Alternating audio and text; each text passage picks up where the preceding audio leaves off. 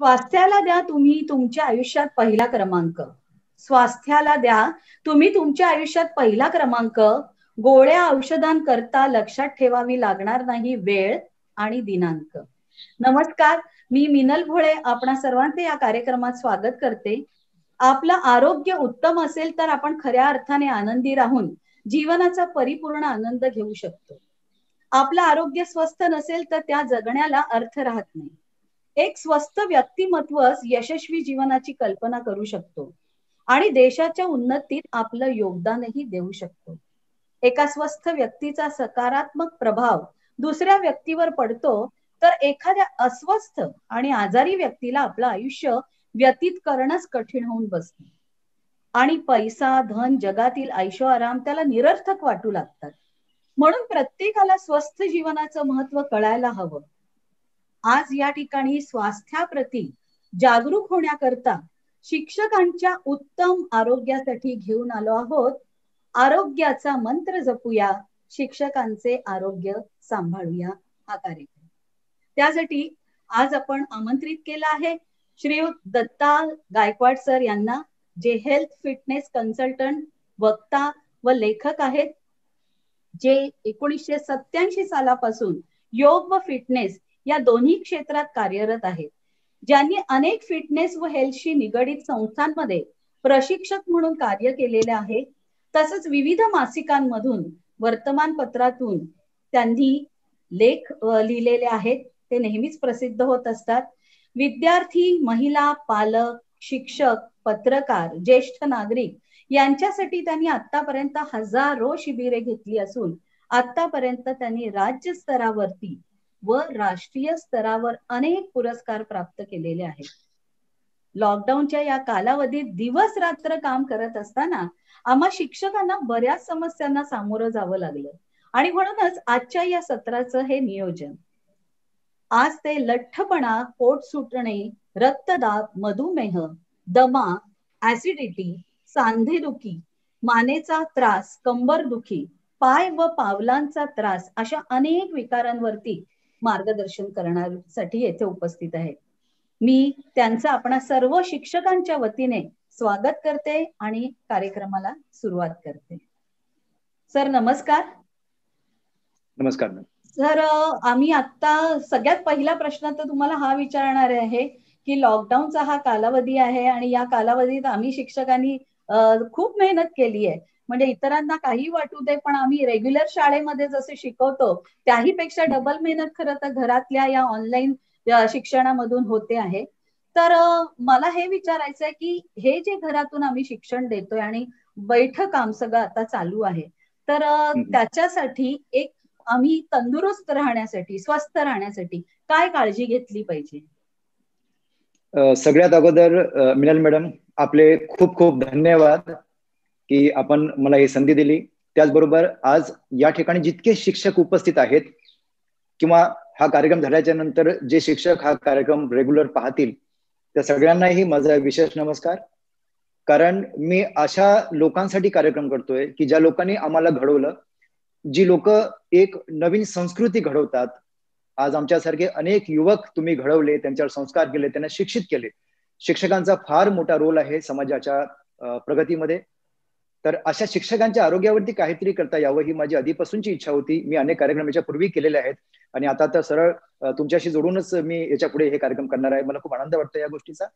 तर शिक्षकांनी आता घरात काय केलं पाहिजे? सध्या लॉकडाऊनचा काळ आहे. थोडं कोरोनाच्या बाबतीत मी थोडंसं सुरुवातीला बोलेन, कारण तो विषय आहे आपला. सध्या घरातून जरी आपलं काम चालू असलं, आपण कितीही काळजी घेत असलो, तरी कुठेतरी एक नकळत काहीतरी चुका आपल्याकडनं घडू शकतात.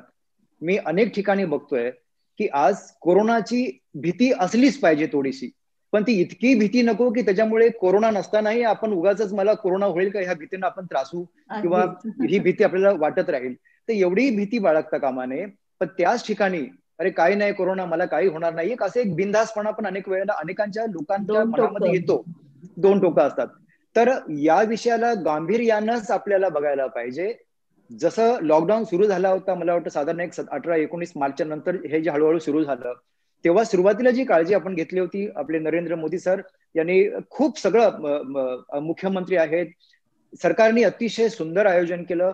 पोलीस यंत्रणा असो किंवा डॉक्टर आहेत, नर्सेस असेल किंवा तुम्ही शिक्षिका आहेत, सगळ्यांनी प्रचंड साथ सपोर्ट देऊन या कोरोनाला कुठेतरी कंट्रोलमध्ये आणण्याचा प्रयत्न केलेला असला तरी सुद्धा अजूनही ती भीती गेलेली नाही, कारण त्याच्यावरती औषध आलेलं नाही आपल्या इथे. तर आपण जरी घरात असलो तरी भाजीपाला आणण्यास खाली उतरतंय, काही ना काही कारणासाठी घरातून बाहेर पडावं लागतंय. तर मी तुम्हाला काय कशी काळजी घ्यायला पाहिजे जास्त सांगायची गरज नाही, कारण ते डोस इतके आपल्याला पाजले गेलेले आहेत, आपल्याला सगळं तोंडपाठ झालेलं आहे. पण तरीही विषय आला म्हणून सांगतो, रेग्युलर मास्कचा वापर जरूर करा. हात कुठेही इकडे तिकडे लावायचे नाही, तुम्हाला चांगली कल्पनाच आहे. आणि त्यातल्या त्यात आपली जी रेस्पिरेटरी सिस्टम आहे, ही रेस्पिरेटरी सिस्टम कशी चांगली राहील याच्यावरती आपण फोकस करायचा आहे. कारण ही सिस्टम चांगलं राहण्यासाठी सरकार काही करू शकणार नाहीये. ते फक्त सांगणार आहेत आपल्याला की तुम्ही अशी काळजी घ्या, तशी काळजी घ्या. पण आपण काय काळजी घेतोय रेस्पिरेटरी सिस्टमची? कारण श्वास तर नाकानेच घ्यायचा आहे आणि हा आजार पण श्वासाच्या संबंधितच आहे. तर त्याची काळजी कशी घ्यायची, तर त्याच्याबद्दल मी सुरुवातीला थोडंसं सांगू इच्छितो की दिवसातून किमान एकदा, जोपर्यंत हा लॉकडाऊनचा काळ आहे किंवा जोपर्यंत कोरोनाची भीती आपल्यामध्ये आहे तोपर्यंत, कारण हा आजारच रेस्पिरेटरी ट्रॅकचा असल्यामुळं रेस्पिरेटरीला चांगलं करण्यासाठी आपण काही गोष्टी करायच्यात. त्यातला सगळ्यात पहिला भाग येतो तो म्हणजे जलनीती. आपल्या योगामध्ये किंवा आयुर्वेदामध्ये जलनीतीला फार मोठं स्थान आहे. जलनीती म्हणजे नाकाने पाणी घ्यायचं आणि दुसऱ्या नाकाने किंवा ते घशातून खाली जातं, म्हणजे नाकपुड्या ज्या आहेत आपल्या त्या क्लीन करायच्या, साफ ठेवायच्या. मग त्याच्यासाठी एक विशिष्ट प्रकारचं भांडं मिळतं. पूर्वी आम्ही असं बशीमध्ये पाणी घेऊन करायचो, मी लहान असताना जेव्हा शिक्षण चालू होतं त्यावेळेला माझं. पण त्याच्यानंतर आता हे अशा प्रकारचे अनेक पॉट बाजारामध्ये मिळतात. मी या भांड्याची प्रसिद्धी करत नाहीये, मी याची जाहिरात करत नाहीये. हे भांडं कुठेही अगदी स्वस्तामध्ये मिळतं, कुठे मिळते तुम्ही ते बघा किंवा ऑनलाईन तुम्ही मागवू शकता. हे सांगण्याच्या पाठीमागचं कारण असं की ह्यांनी ती क्रिया सहज करता येते.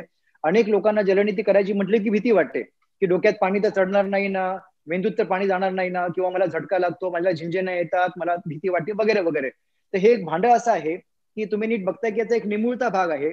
हा निमुळता भाग नाकाच्या एका पुडीमध्ये घालून नाकाला बऱ्यापैकी असं आपल्याला क्रॉस आडवं करायचं असतं आपल्या मानेला, की जेणेकरून पाणी आपल्याला वरती ओढावं लागत नाही. जलनीतीमध्ये कधीही पाणी नाकाने ओढलं जात नाही. जी लोक नाकाने ओढायचा प्रयत्न करतात सुरुवातीला त्यांना त्रास होऊ शकतो. तर फक्त हे नाकपुडीमध्ये घालून मानेला जर चांगल्या प्रकारे वाकडं केलं आणि ह्याला जर वरती केलं तर शेवटी हे डिक्लाइंड होतं आणि पाणी नाकातून आतमध्ये जातं. अनेक वेळेला जर दुसरी नाकपुडी चालू असेल आपली, कारण तुम्हाला माहित आहे की नाही मला माहित नाही, तो विषय पुन्हा केव्हा तरी घेऊ आपण, की आपण नेहमी एका वेळेला एकाच नाकाने श्वसन करत असतो. आपल्या नाड्या आहेत सगळ्या, चंद्रनाडी, सूर्यनाडी, ह्या नाड्या साधारण एक दीड तास, सव्वा तास, दीड तासाच्या हिशोबाने चेंज होतात किंवा आपल्या इमोशनच्या हिशोबाने चेंज होतात. पण आपण एका वेळेला मोस्टली एकाच नाकाने श्वसन करत असतो. तर जी नाकपुडी तुमची चालू आहे त्या नाकपुडीने मी जर मान वाकडी करून ते जर पॉट नाकात लावून जर केलं तर दुसरी नाकपुडी जरी बंद असेल तरी घशातून पाणी ते खाली उतरतं.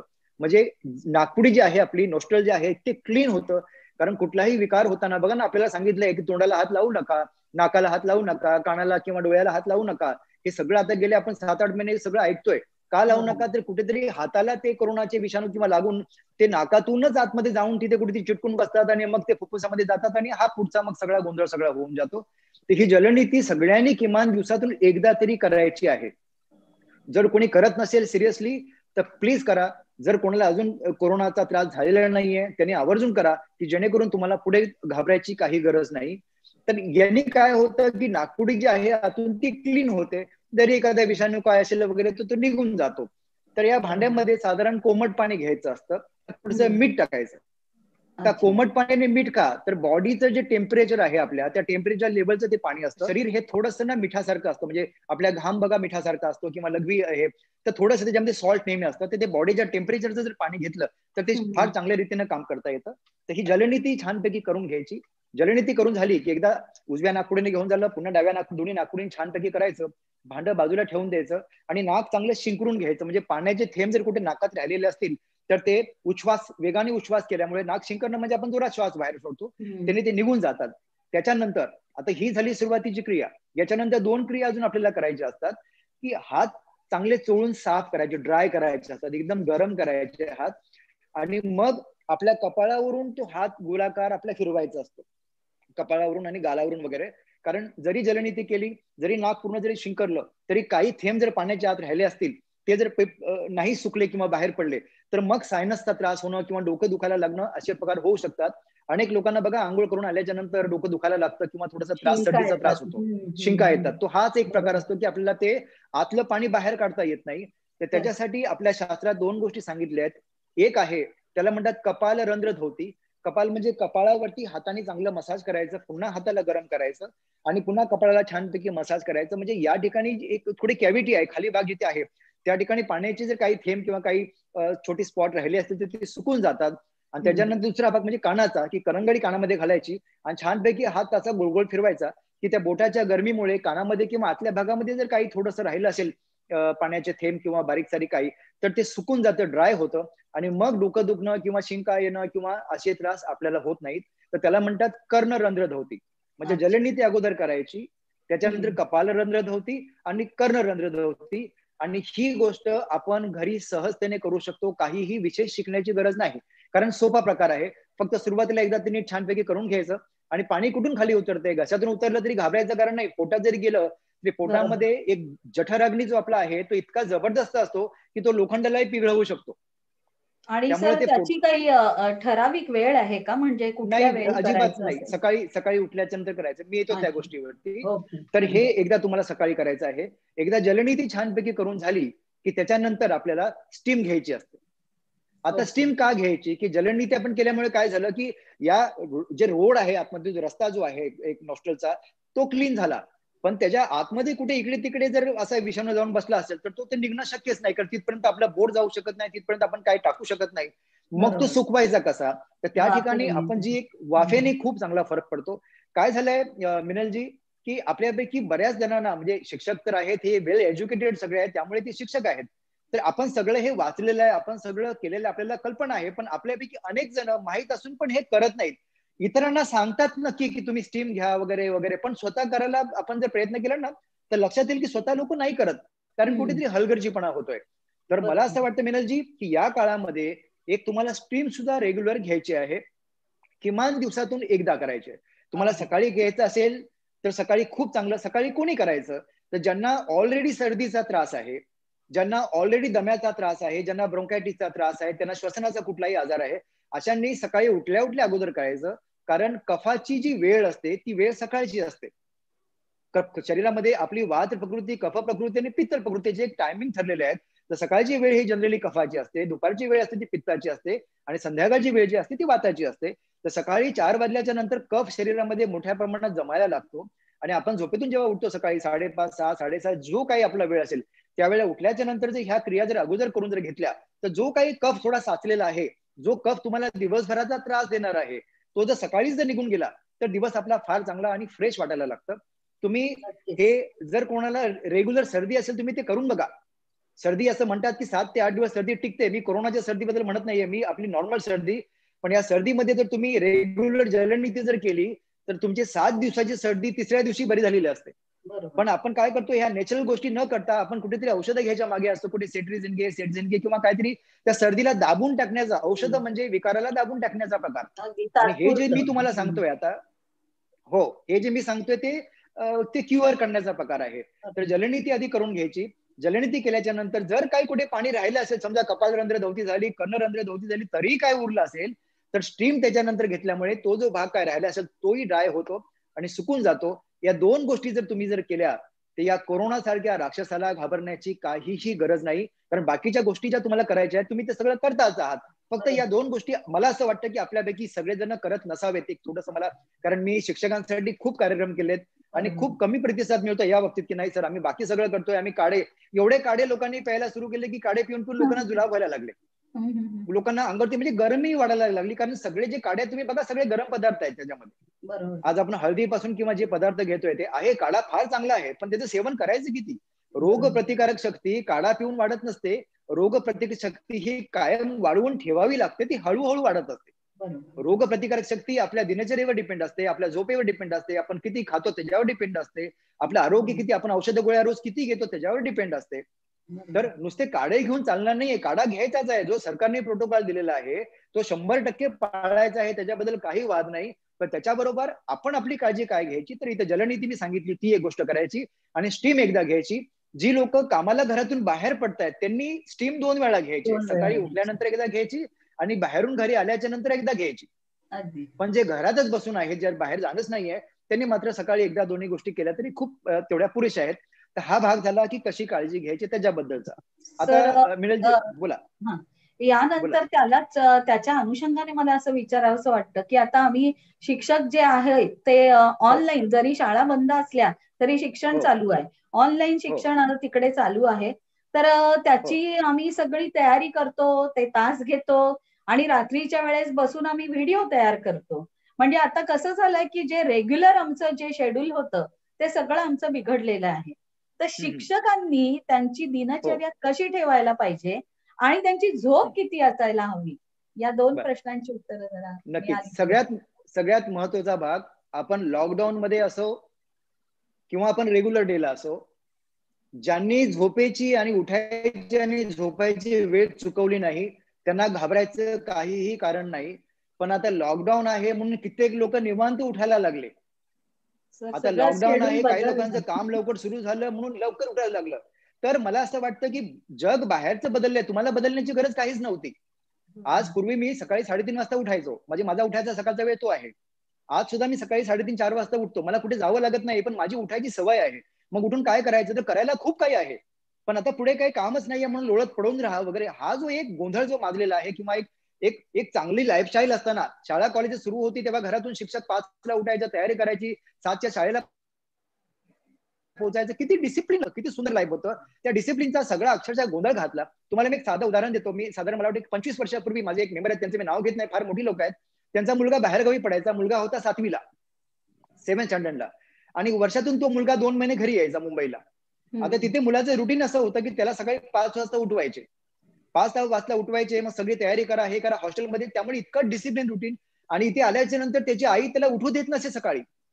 आता वर्षभर गेली 10 महिने मुलगा तो सकाळी 5ला उठतोय, इथे मुलगा कसा काय झोपणार? तो उठल्यावरती ती आई त्याला डोळे मोठे करून पुन्हा झोपायला सांगायची. आणि अनासही त्या आईला तिच्या मी व्यायाम शिकवायला जायचो.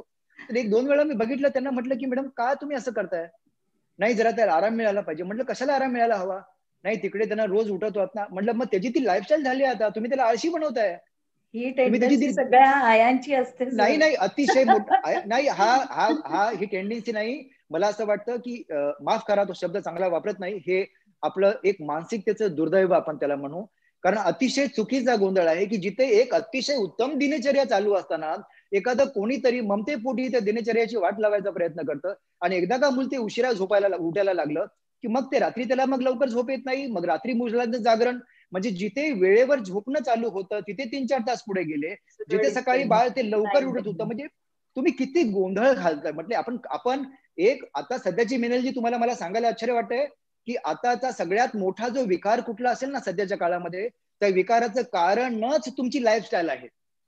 आणि लाईफस्टाईलची सुरुवात होते तुमच्या झोपेपासून आणि सकाळी उठल्यापासून.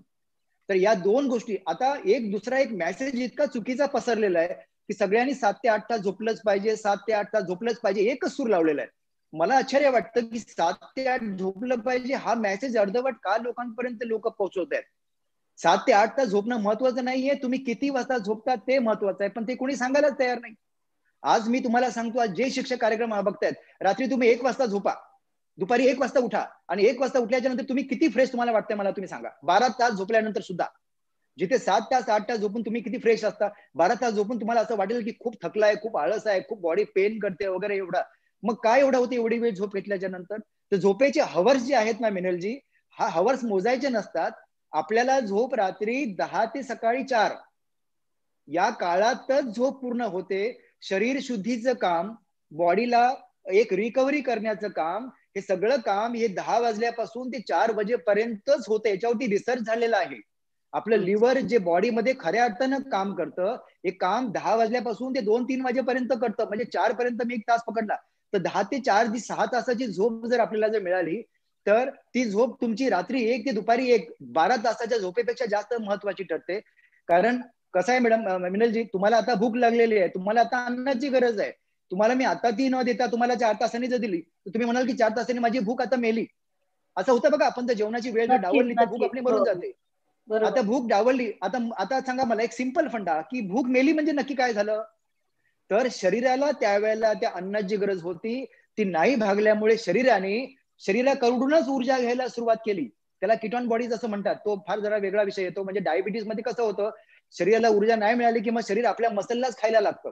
आपल्या शरीराला शरीर पोखरायला लागतं. कारण शरीराचं सगळ्यात पहिलं काम आहे की शरीराला जगवणं, शरीराला एनर्जी प्रोव्हाइड करणं. तर हा जो भाग आहे हा रात्री 10 ते 4, मग तुमचं लॉकडाऊन असो, तुमचा कुठलाही कार्यक्रम असो, रात्री साधारण 9:30-10 पर्यंत झोपायला जाणं. मुंबई सारखा भाग आहे, आपण शहरात राहतो, परिवारात राहतो, शक्य नाही नेहमी 10 वाजता झोपणं.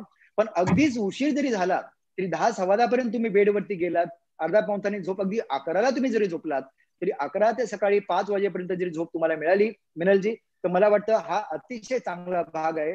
तर तुम्ही तेवढी जर गोष्ट केली तर 80% तुमचं आरोग्य चांगलं राहील.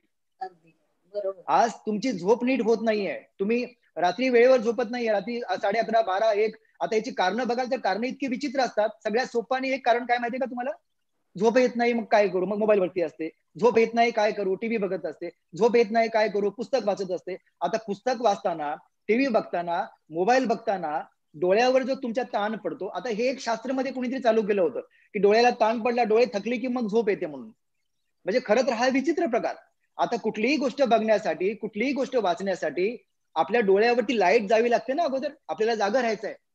आता डोळ्यामध्ये प्रकाश जर गेला तर आपल्या मेंदूमध्ये 2 स्त्राव असतात मिनलजी. बघा ही किती सायन्स आहे, पण आपण कुठं विसरलोय. त्यात एक असतं सेरोटोनिन, दुसरं असतं मेलाटोनिन. तो मेलाटोनिन नावाचा जो स्त्राव आहे तो तुम्हाला झोप आणण्यासाठी कारणीभूत ठरतो. आता मेलाटोनिन कधी येतं? एकदा का चंद्र साहेब वरती आले, सूर्य मावळला, चंद्र उगवला, काळोख झाला की साधारण 2-3 म्हणजे काळोख झाल्याच्या नंतर 2 ते 3 तासानंतर तो स्त्राव तयार होतो आणि आपल्याला झोप येते. आता इथे चंद्र जरी आला, सूर्य जरी गेला, तरी आपण मोबाईल रूपी सूर्य, आपण लॅपटॉप रूपी सूर्य, आपण टीव्ही रूपी सूर्य, आपण लाईट रूपी सूर्य हा कायम टिकून ठेवलाय घरामध्ये. आणि मग आपण झोपेची वाट बघतोय. तर कशी झोप येईल आपल्याला? तर हा एक बदल जो आहे हा सगळ्या शिक्षकांनी, इव्हन शिक्षक नाही सगळ्यांनी सगळ्यात पहिला केला पाहिजे की रात्री 9च्या नंतर घरामध्ये काळोख करता आला पाहिजे. 9-9:30 नंतर घरामध्ये छोटे दिवे ठेवा. आज मिनलजी 25 वर्षापूर्वी, 30 वर्षापूर्वी जेव्हा आपण गावी राहत होतो, तुम्हाला कल्पना असेल, आपण दिवस सगळ्यांनी ते काढलेले आहेत की लहान लहान मुलं तर रात्री 8:30-9च्या आधी 8 वाजता झोपून जायची. घरातल्या मोठ्या बायका पण 7:30-8ला जेवण करून भांडी गुडी करून झोपून, कारण सगळ्यांना झोप यायची. मला सांगा का झोप येत होती? तर गावी शेतामध्ये आपण राहत असताना तिथे लाईटचं प्रमाण कमी होतं आणि आपल्या मेंदूला मेलाटोनिन नावाचा स्त्राव करण्यासाठी पूर्ण वेळ मिळत होता. आता आपण जो प्रकाश तो निर्माण करून ठेवलाय, या प्रकाशामुळे मेंदू कन्फ्युज झालाय की मेलाटोनिन तयार करू की सेरोटोनिन तयार करू. म्हणजे सूर्य उगवला, प्रकाश झाला की आपोआप जाग येते बघा आपल्याला. बरोबर बरोबर. तुमच्या घरात तुम्ही शांत झोपलेला असेल आणि पतिदेवाने येऊन सकाळी 5 वाजता जर लाईट लावली तर तुम्ही बघा एक 4-5 मिनिटांनी तुम्हाला आपोआप जाग येते. अरे कशाला लाईट लावली, बंद कर. तुम्हाला तुम्ही लगेच डिस्टर्ब होता. का जाग तुम्हाला येते? तर मेंदूला समजतं की अरे सूर्य उगवला, आता मला तुम्हाला जागं करण्यासाठी जे स्त्राव हवे आहेत ते स्त्राव मला निर्माण करायचे आहेत. आणि मग मेंदू तो सेरोटोनिन तयार करतो. आणि अशा पद्धतीनं आपलं झोपेचं जे गणित आहे मिनलजी, हे पूर्ण मेंदूवरती ठरलेलं आहे. तर शिक्षकांनी सगळ्यात पहिली गोष्ट करायची आहे की तुम्हाला जे काम करायचं ना एक्स्ट्रा, सकाळी 4 वाजता उठून करा ना, तुमच्याकडे वेळ असेल. आज रात्री तुम्ही 10 वाजता झोपायच्या ठिकाणी 12-1 वाजेपर्यंत काम पूर्ण करता आणि झोपायला जाताय. मग सकाळी उठल्यानंतर ती अर्धवट झोप, तुमची रिकव्हरी झाली नाही, तुम्ही थकवा घेऊनच उठणार. रात्री 1 वाजता झोपणारा माणूस सकाळी थकवा घेऊनच उठणार. पाठ दुखते म्हणूनच उठणार, मान दुखते म्हणूनच उठणार, तो चिडचिड्या झालेला असणार, घरातून काही खाल्लं नाही, पोट नीट साफ होणार नाही, कॉन्स्टिपेशन होणार. आणि मग तसेच पाय आपतो तो माणूस शाळेमध्ये शिकवायला जाणार. आणि मग तिथे मुलांनी कुठला गोंधळ घातला की मग ती चिडचिड, मग कलिग बरोबर वाद, म्हणजे मग खूप गोंधळ सगळा पुढे भाग झाला. तर रात्री झोपायचंय लवकर. जी कामं तुम्हाला वाटलं की नाही पेपर तपासायचे असतात, खूप कामं असतात, अगदी छान आहे, रात्री 10 वाजता झोपा, सकाळी 4-4:30 वाजता उठा आणि छानपैकी काम करायला घ्या. बघा तुमची दिनचर्या इतकी चांगली होईल. आणि कॉन्स्टिपेशन म्हणा किंवा कफाचा आजार, सर्दी आहे, ब्रोंकायटिस आहे, अस्थमा आहे, पोट फुगणं आहे, वजन वाढणं आहे, अपचन आहे, या सगळ्या आजारातून तुम्ही सहज लांब जाल. कारण हेच आजार पुढे आपल्याला मिनलजी रोगी करत असतात. रोग हा एका दिवसात लागत नाही कधी सुद्धा. रोग हा हळूहळू हळू लागत जातो आणि मग म्हणतो की नाही माझी लाईफस्टाईलच झाली, मी आता 12 शिवाय 12च्या आधी मला झोपच येत नाही, रुटीन सगळं खराब केलं, कशी झोप येणार? तर मिनलजी तुमच्या पहिल्या प्रश्नाचं उत्तर मला द्यावं असं वाटतं की सगळ्यात अगोदर तुम्ही कितीही काम करा, रात्री 10 ते 4 पर्यंत झोप घ्या आणि भरपूर काम करा. मला वाटतं पुढे हे 6 तास काढल्याच्या नंतर कामच काम तुम्हाला करायचंय, काही प्रॉब्लेम नाही, शरीर तुम्हाला पूर्ण मदत करेल.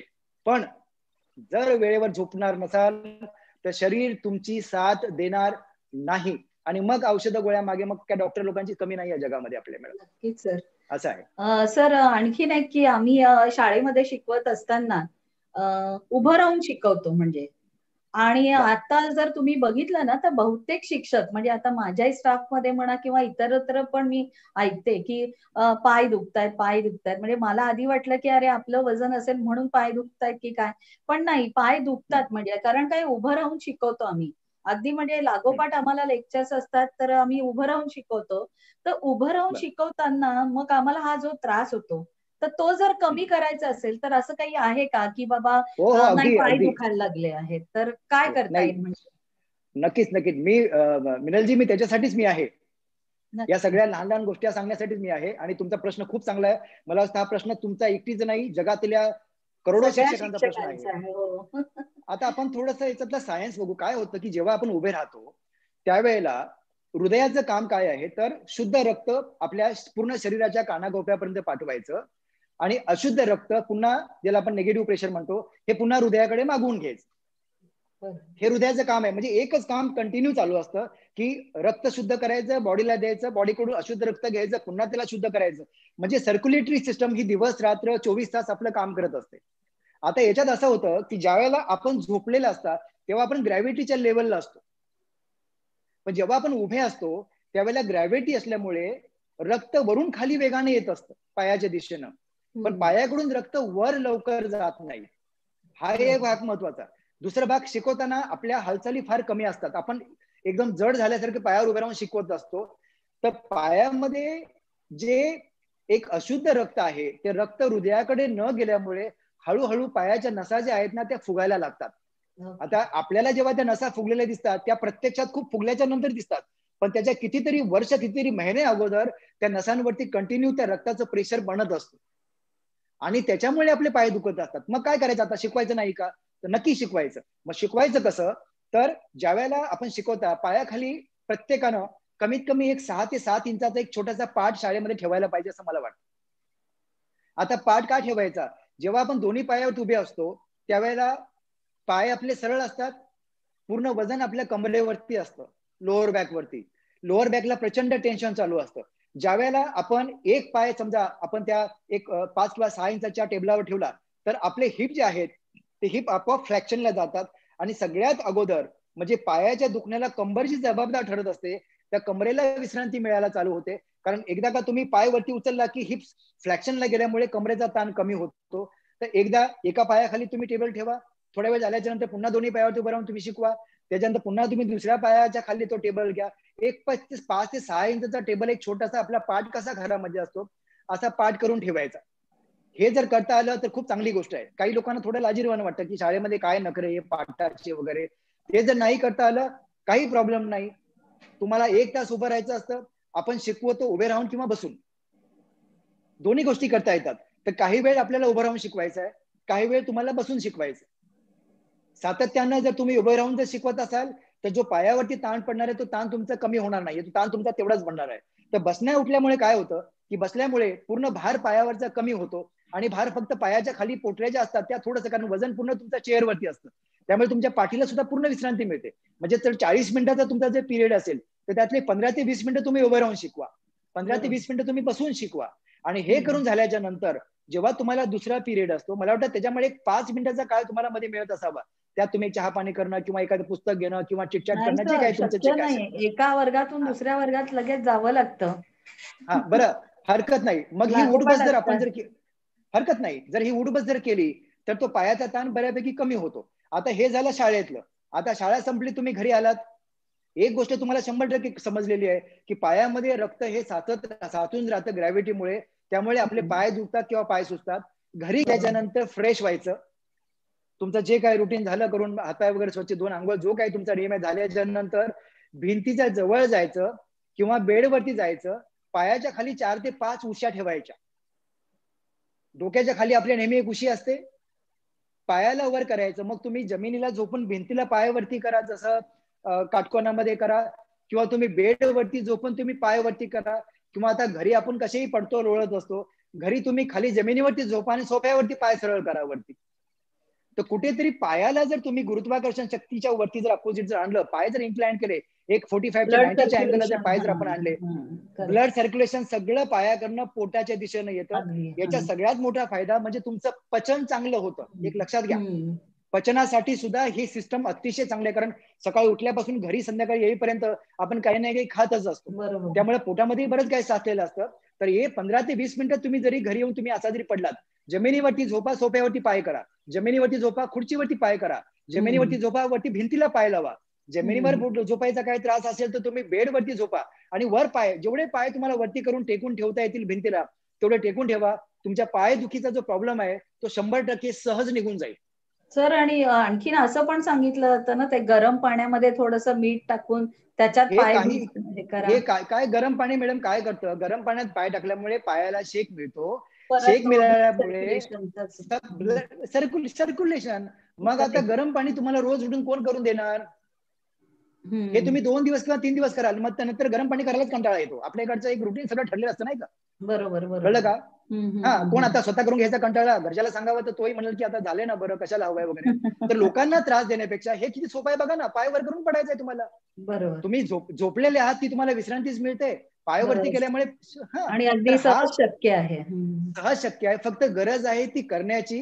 कारण जर ही गोष्ट मिनलजी वेळेत जर तुम्ही नाही केली तर भविष्यामध्ये व्हेरिगोज वेन्स सारख्या प्रचंड विकाराला तुम्हाला तोंड द्यावं लागतं. आणि एकदा का व्हेरिगोज वेन्स तयार झाल्या की त्याच्यानंतर जे दुखणं आहे ते मरेपर्यंत तुम्हाला झेलावं लागतं. आणि ते ऑपरेशन पण फेल आहेत, म्हणजे त्या नसा काढणं हे करणं खूप त्रासदायी ठरतं. आलं का लक्षात? त्यामुळे जे शिक्षक आहेत, पोस्टमॅनचं काम करणारे आहेत, कुरिअरचं काम करणारे आहेत, ओव्हरऑल काम करणारे, त्या सगळ्यांसाठी मला एक माझी सगळ्यांना हात जोडून विनंती आहे, जे उपाय तुम्हाला मी सांगतोय ते उपाय विना खर्चाचे, सोपे आणि तुम्ही सहज करू शकतात. आणि ज्याचा सगळ्यात महत्वाचा भाग, कुठल्याही प्रकारचा साईड इफेक्ट नाही, 100% साईड इफेक्ट नाही. फक्त गरज आहे की तुम्ही, कारण शिक्षक मित्रांनो, मला तुम्हाला एवढं सांगायचं आहे की गेली 32 वर्ष मी हे काम करतोय. यातल्या अनेक गोष्टी मी स्वतः केलेल्या आहेत. आजपर्यंत लाखो पेशंट बरे झालेले आहेत, लाखो लोकांचे त्रास परमेश्वराच्या कृपेने मी कमी करू शकलोय. हेच तुम्हाला मी इथून सांगायचा प्रयत्न करतोय. याच्यातली एक एक गोष्ट एक एक लाखाची आहे, समजून करा. याला सहज घेऊ नका, याच्याविषयी तुम्ही गंभीर व्हा. कारण एकदा का विकार जडला की त्याच्यावरती औषध उपचार करावेच लागतात.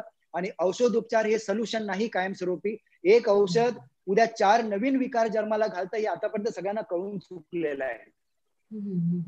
मग का त्या औषधाच्या नादी लागा, काय इकडे जा, सोपं सोपं करून ना आपण. तर मिनलजी, हे तुमच्या प्रश्नाचं उत्तर तुम्हाला आवडलं असेल नक्कीच. हो हो, नक्कीच सर. आणि आम्ही ती गोष्ट आता अगदी चांगली लक्षात ठेवू की आपण झोपलेल्या कुठल्या त्या याच्यामध्ये आपण पाय जर वरती करून किंवा पायाखाली उशी ठेवून, ते अगदी सहज शक्य आहे की ज्याचा फायदा आपल्याला होऊ शकतो. सर, आता अगदी तुम्हाला असं वाटेल की बाळबोध प्रश्न असा कसा विचारताय म्हणून, पण तरी सुद्धा आता तुम्ही आमच्या समस्यांचं निराकरणच करायला आलाय. म्हणून माझा पुढचा असा एक प्रश्न आहे की आम्ही सकाळची शाळा असते आमची, बऱ्याच शिक्षकांचं मी असं मार्क केलेलं आहे की मैं कुछ खा के नहीं आती हूँ, डायरेक्ट यहाँ पर टिफिन खाती हूँ. किंवा बरेच जण असे आहेत की सर उपाशी पोटी येतात. तर सकाळचा नाश्ता काय घ्यावा आणि चहा किती प्यावा? कारण चहा प्रेमी खूप जण आहेत. तर या दोन्ही प्रश्नांची उत्तरं सर हवी आहेत की नाश्ता आणि चहा. हो, सगळ्यात महत्वाची गोष्ट ही लक्षात घ्यायची की रात्री साधारण एक 8:30 ते 9 पर्यंत आपण सगळे जेवतो असं आपल्याला गृहीत धरून चालू. आपण शिक्षित आहोत, आपण सुशिक्षित आहोत, आपल्याला चांगलं वाईट कळलेलं आहे. म्हणजे अगोदर तुम्ही जे केलं ते केलं, पण आता जवळजवळ सगळ्यांना माहिती की 8:30 ते 9 पर्यंत आपण जेवतो. मला विचारायला तर मी दत्ता गायकवाड 7:30 वाजता जेवतो, 7:30 ते 7:45, 8ला माझं जेवण उरकलेलं असतं. ते माझं डिसिप्लिन आहे. तुमचंही डिसिप्लिन थोडंसं 8चं नसेल तर 8:30-9 पर्यंत असेल. रात्री जेवल्याच्या नंतर सकाळी साधारण एक 10 तासाच्या ब्रेकच्या नंतर तुम्हाला काहीतरी खाण्याची गरज असते. आता हे जर तुम्ही नाही खाल्लं तर त्यावेळेला पोटाला खऱ्या अर्थानं भूक लागलेली असते, त्यातल्या त्यात जास्त मेंदूला भूक लागलेली असते. कारण रात्रभर सगळं काम करत सगळ्या बॉडीला सूचना देत आपला मेंदू थकलेला असतो, शरीर थकलेलं असतं. तर जेव्हा झोपेतून आपण जेव्हा सकाळी उठतो त्यावेळेला जे तुम्ही काय गरम पाणी किंवा लिंबू पाणी जे काय घेत आहे तुम्ही घ्या. एक 4-5 एक बदाम अक्रोड किंवा काहीतरी जे मेंदूसाठी सगळ्यात पहिला खुराक हा मेंदूसाठी द्यावा लागतो. कारण मेंदूला जे फॅटी ऍसिड लागतात ओमेगा 3 आणि ओमेगा 6, हे फक्त लहान मुलांसाठी नाही आहे. जसं मध्ये आलं होतं ना, लहान मुलांनी बदाम खाल्ले की बुद्धी तल्लख होते. हा, तर बदामात दुसरं काही नाही. बदामामध्ये ओमेगा 3 ओमेगा 6 फॅटी ऍसिड असतात. आणि या फॅटी ऍसिडची गरज सगळ्यांना असते, म्हातारं होईपर्यंत सगळ्यांना असते, फक्त मुलांना नसते. कारण तर फक्त बुद्धी तल्लख त्यातलाच एक छोटासा भाग म्हणजे आता आलाय उल्लेख म्हणून मी विचारते हा, की ते हा. असं खरोखरच आहे का की बदाम रात्री भिजवून खाल्ले तरच ते सकाळी खाल्ल्यानंतर त्याचा इफेक्ट होतो आणि नुसते बदाम खाल्ले तर होत हा. नाही असं म्हणजे नाही माझं. अगदी नाही नाही नाही, तुम्ही अगदी बरोबर ऐकलंय. काय होतं की बदामाची जी साल असते ना मॅडम, हा. त्याच्यात फायटिक ऍसिड असतं. अच्छा त्या फायटिक ऍसिडला शरीर आपलं नीट पचवू शकत नाही, शरीराला फार त्रास होतो. अच्छा आणि त्या ओके. नादामध्ये हो फायटिक ऍसिड त्याला म्हणतात. हा म्हणजे म्हणून तो बदाम रात्री जर सायंटिफिक रिझन भिजवले, आहे. सायंटिफिक रिझन आहे, तर साल बरं. काढून सकाळी छानपैकी चावून खायचं. 4 ते 5 बदाम, 1-2 अक्रोड, जे तुमच्या आपल्या ताकदीत, आपली फायनान्शियल कशी कंडिशन आहे ते सकाळी छानपैकी चावून मस्तपैकी खायचं. आणि त्याच्यानंतर मग दिनचर्येची सुरुवात करायची. घरातून बाहेर पडताना नाश्ता करूनच बाहेर पडायचा आहे. मग नाश्ता तो तुमची चहा चपाती असू शकते. मी तुम्हाला आता खूप सायंटिफिक जास्त जात नाही की हे सोडा ते सोडा. जो नाश्ता तुम्ही घरी करता, पोहे, उपमा, उपीट, जे काही तुमच्या असेल ते थोडं तरी तुम्हाला खायचंय आणि मग जायचंय. एक लक्षात घ्या, आज न खाणं ही तुम्ही लावलेली सवय आहे. बरोबर. आपल्याला जे सोपं वाटतं, आपल्याला जे इझी वाटतं ते आपण नेहमी करायचा प्रयत्न करतो. तर सकाळी उठल्याच्या नंतर हलकासा आहार घेऊनच तुम्हाला जायचं आहे. कारण कामाला जाईपर्यंत एनर्जी तुमच्याकडे असावी लागते. जी बरोबर. व्यक्ती सकाळी 5 वाजता उठते आणि तुम्ही म्हणाल्याप्रमाणे शाळेत जाऊन टिफिन खाते, म्हणजे 9-9:30 ला मधला ब्रेक झाल्याच्या नंतर, त्या माणसाला ऍसिडिटीचा त्रास प्रचंड होतो. त्यांना डोकंदुखी खूप असते. जी लोक सकाळी खात नाहीत ना मिनलजी, त्यांना सांधेदुखी, मानेचा त्रास, गुडघेदुखी, कमरेचा त्रास, बोटांचा त्रास, डोकं दुखायला लागलं, उलटीसारखं होणं, अंगाला खाज उठणं, जळजळ होणं, चिडचिड होणं, हे प्रकार अशा शिक्षकांबरोबर 100% फिक्स ठरलेले असतात. नाही मग त्यावर म्हणूनच उपाय म्हणतात फक्त ना काय ते करायचा आहे? की नाश्ता असा राजासारखा म्हणजे करावा म्हणजे असं राजेशाही थाटा नाही म्हणजे राजा असं नाही असं नाही नाही म्हटलं नाही जातं नाही ना हा म्हणजे जरा, की नाश्ता अहो काय तुमचा झालंय व्यवस्थित सगळं. ब्रेकफास्ट जास्त इम्पॉर्टंट आहे रात्रीच्या जेवणापेक्षा तुम्ही सकाळी निघताना जेव्हा तुम्ही नाश्ता करता तो जास्त महत्वाचा आहे म्हणजे उपाशी काय होतं पोटी. हा मिनलजी, काय होतं की समजा आता रात्री जेवून सकाळी राजेशाही नाश्ता करायला मी जर बसलो, आपण थोडं प्रॅक्टिकली विचार करू. हा ते तर आहे शक्य आता नाही. तेवढं नाही तरी समजा घरी बनवून दिलं, बाबा नवरोबाने दिलं, बायकोबाने दिलं, बनवून दिलं आपल्याला, आपण खाल्लं. खाल्ल्याच्या नंतर तुम्हाला शाळेत जाऊन लोकांना शिकवायचं आहे ना. बरोबर. आता एवढं गळ्याला येईपर्यंत खाल्ल्याच्या नंतर आपण शिकवू शकू का? शरीराची एक अवस्था असते, जेव्हा तुम्ही प्रमाणापेक्षा जास्त खाता तेव्हा मेंदू मंद होतो. बरोबर. मेंदू मंद का होतो? तर शरीराला पचवण्यासाठी सगळा ब्लड फ्लो हा पोटाकडे पाठवणं मेंदूचं सगळ्यात पहिलं काम असतं. की तुमची पोटात तुम्ही खूप अन्न खाल्लंय, ते अन्न तुमचं प्रॉपर डायजेस्ट झालं पाहिजे. मग त्यावेळेला आपण थोडे मंद किंवा आपण थोडेसे असे साध्या भाषेमध्ये मंद न म्हणता आळसावलेले होतो आपण. काही करायची इच्छा होत नाही. आता एवढं खाऊन तुम्हाला तिकडे काम करायचं आहे, शाळेत शिकवणं शक्य होईल का? बरं, दुसरी गोष्ट, आता आयुर्वेदाचं तुम्हाला एक बेसिक तुम्हाला मी सांगतो. आयुर्वेदाने सांगितलेलं आहे आपल्याला की तुम्ही कुठलंही जेवण जेवायला बसा, आपल्या पोटाचे काल्पनिक 4 भाग करायचे. अर्धा भाग आहारासाठी ठेवायचा, पाव भाग पाण्यासाठी आणि पाव भाग हवेसाठी. मला वाटतं हे प्रत्येक शिक्षकांना सगळ्यांना तोंडपाठ झालेलं आहे. मग आता एवढं खाल्ल्याच्या नंतर तो कुठे राहिला अर्धा भाग, पाव भाग, काही ते शास्त्रात ठेवता येईल का, सांभाळता येईल का आपल्याला? म्हणून आपण ठरवायचं की सकाळी किती खायचंय. तर नाश्ता हा नाश्ता, त्याला ब्रेकफास्ट का म्हटलेला आहे, त्याला जेवण का नाही म्हटलं मग आपल्या शास्त्रामध्ये? मग जेवणच म्हटलं असतं ना, त्याला नाश्ता म्हटलंय बघा पुन्हा पुन्हा. सकाळचा नाश्ता राजासारखा करा, पण त्याला पुन्हा नाश्ताच म्हणतात. उलट म्हणायला काय होतं की सकाळी तुम्ही जेवा, दुपारी कमी जेवा आणि रात्री नाश्ता करा, असं म्हटलं पाहिजे होतं. पण असं झालंय का कधी? नाही. मग काय करायचं की सकाळचा नाश्ता तुम्हाला घरामध्ये मिळायला पाहिजे. तो खूप पोटभर न खाता संतुलित नाश्ता ज्याला म्हणतो आपण, संतुलित आहार. आता संतुलित आहार म्हणजे काय? तर ज्या आहारामध्ये कार्बोहायड्रेट्स, ज्या आहारामध्ये प्रोटीन्स आणि फॅट्स हे तिन्ही महत्वाचे मॅक्रो न्यूट्रिएंट्स असतात, तर तो आहार तुम्हाला सकाळच्या वेळेला घ्यायचा असतो. तो जर आहार तुम्ही सकाळच्या वेळेला जर घेतला तर त्याला समतोल आहार आपण असं त्याला म्हणू. त्याला एक पोषण, प्रॉपर बॉडीचं पोषण होणारा आहार म्हणू. आपला काय होतं गोंधळ, आपल्या आहारामध्ये प्रोटीनचा प्रकार अजिबात नसतो, आपण फक्त कार्बोहायड्रेट खातो. म्हणजे कसे की कार्बोहायड्रेट आणि फॅट्स. समजा आता पोहे बनवले, पोहे झाला कार्बोहायड्रेटचा प्रकार, केल्याशिवाय पोहे बनत नाहीत. त्याच्यावरती चहा पिलं की आपण आपल्या कामाला निघालो. घरी शिरा बनवला, पुन्हा कार्बोहायड्रेट. घरी उपमा बनवला, पुन्हा कार्बोहायड्रेट. घरी इडली बनवली, पुन्हा कार्बोहायड्रेट. आणि त्याच्याबरोबर चहा पिलो की आपण निघालो. हा आपला नाश्ता झाला. तर हा जो नाश्ता आहे मिनलजी, हा आपला अर्धवट नाश्ता झाला. या नाश्त्यामुळे तुमच्या शरीराचं पोषण कधीच होणार नाही. तर नाश्त्यामध्ये तुमच्या प्रथिने जे असतात, प्रोटीन जे असतात, ते बॉडीसाठी अतिशय महत्वाचे आहेत. ते आपल्याला मिळतच नाहीत. मग ते प्रोटीन कसे मिळवायचे, मग नाश्ता कसा असला पाहिजे, तर एका वाटीमध्ये पोहे तुम्हाला घ्यायचे आहेत आणि दुसऱ्या वाटीमध्ये उकडलेले कडधान्यापैकी चणे असतील, मटकी किंवा मूग, या तिघापैकी एक प्रकार घ्यायचा.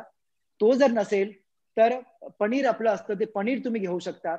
पनीर जर नसेल तर एक वाटी दही, दही नसेल तर 1-2 अंडी. म्हणजे जे प्रोटीन्स असतात त्या कुठल्या तरी प्रोटीन्स पैकी एक भाग तुमच्या नाश्त्यामध्ये असायला पाहिजे.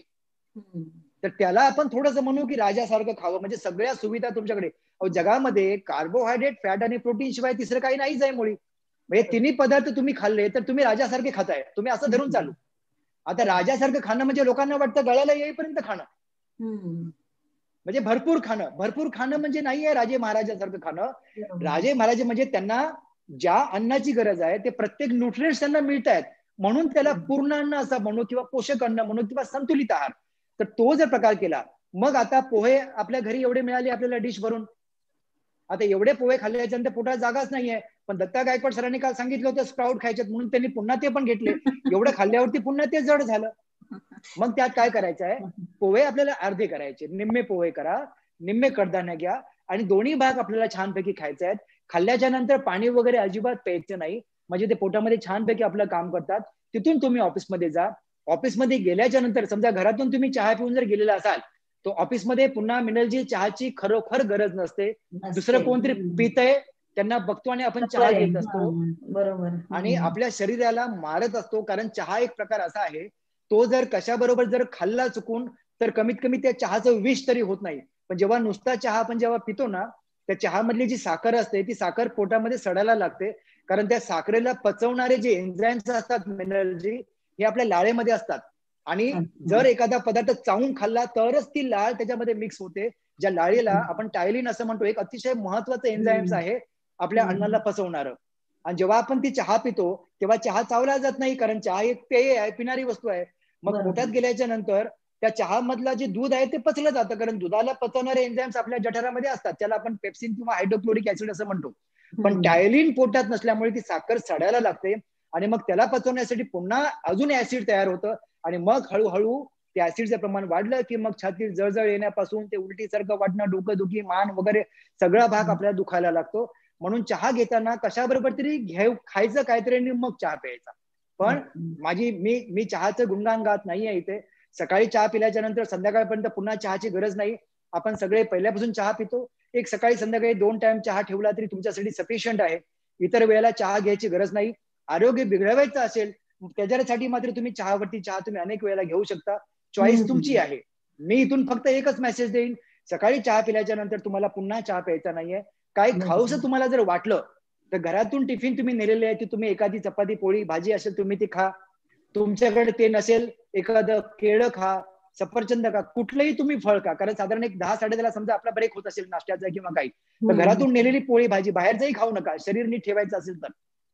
आणि बाहेरून आता काही आणलं नाही घरातून टिफिन, कुठलाही पदार्थ जो फळ तुमच्याकडे असेल त्यातलं कुठलंही तुम्ही एखादं फळ, किंवा बाजारात फळ आता घरातून बाहेर पडले की फळं मिळतात, ते फळ तुम्हाला घ्यायचं आहे. तर अशा प्रकारे जर दिनचर्या जर आपण जर ठेवली तर मला वाटतं 100% तुमचं आरोग्य चांगलं राहील. पण आता उगाच चहा आलाय, आणि चहाचा पण मिनलजी बरं झालं तुम्ही हा प्रश्न केला. आता चहा किती लागतो हा एक मजेशीर प्रश्न आहे. आता चहा पिताना चहाच्या तुम्ही सगळ्यांनी प्रॅक्टिकली लक्षात घ्या मी काय म्हणतोय तो. चहाची जी गोडी आहे, कारण दिवसभरामध्ये जवळजवळ 7-8 असे कप चहा घेणारे आहेत. नाही मग त्यांनी जितका वेळा चहा येईल तितका वेळा घेणारे पण आहेत. 100% त्यांनी ईश्वराकडे प्रार्थना करायची नाही की माझं आरोग्य चांगलं राहू दे म्हणून, कारण तुम्ही स्वतःहून तुमच्या पायावर दगड मारताय. मिनलजी, अशा लोकांसाठी आपण काही करू शकत नाही. आपण कोणासाठी करू शकतो? ज्याला चेंज व्हायचंय. आपण कोणासाठी करू शकतो? ज्याला सुधारायचं आहे. ज्याला सुधारायचं नाहीये, ज्याला ऐकायचं नाहीये, त्याच्यासाठी हे आपल्या लेक्चरचं आहे, कारण त्यांना सगळं माहिती आहे.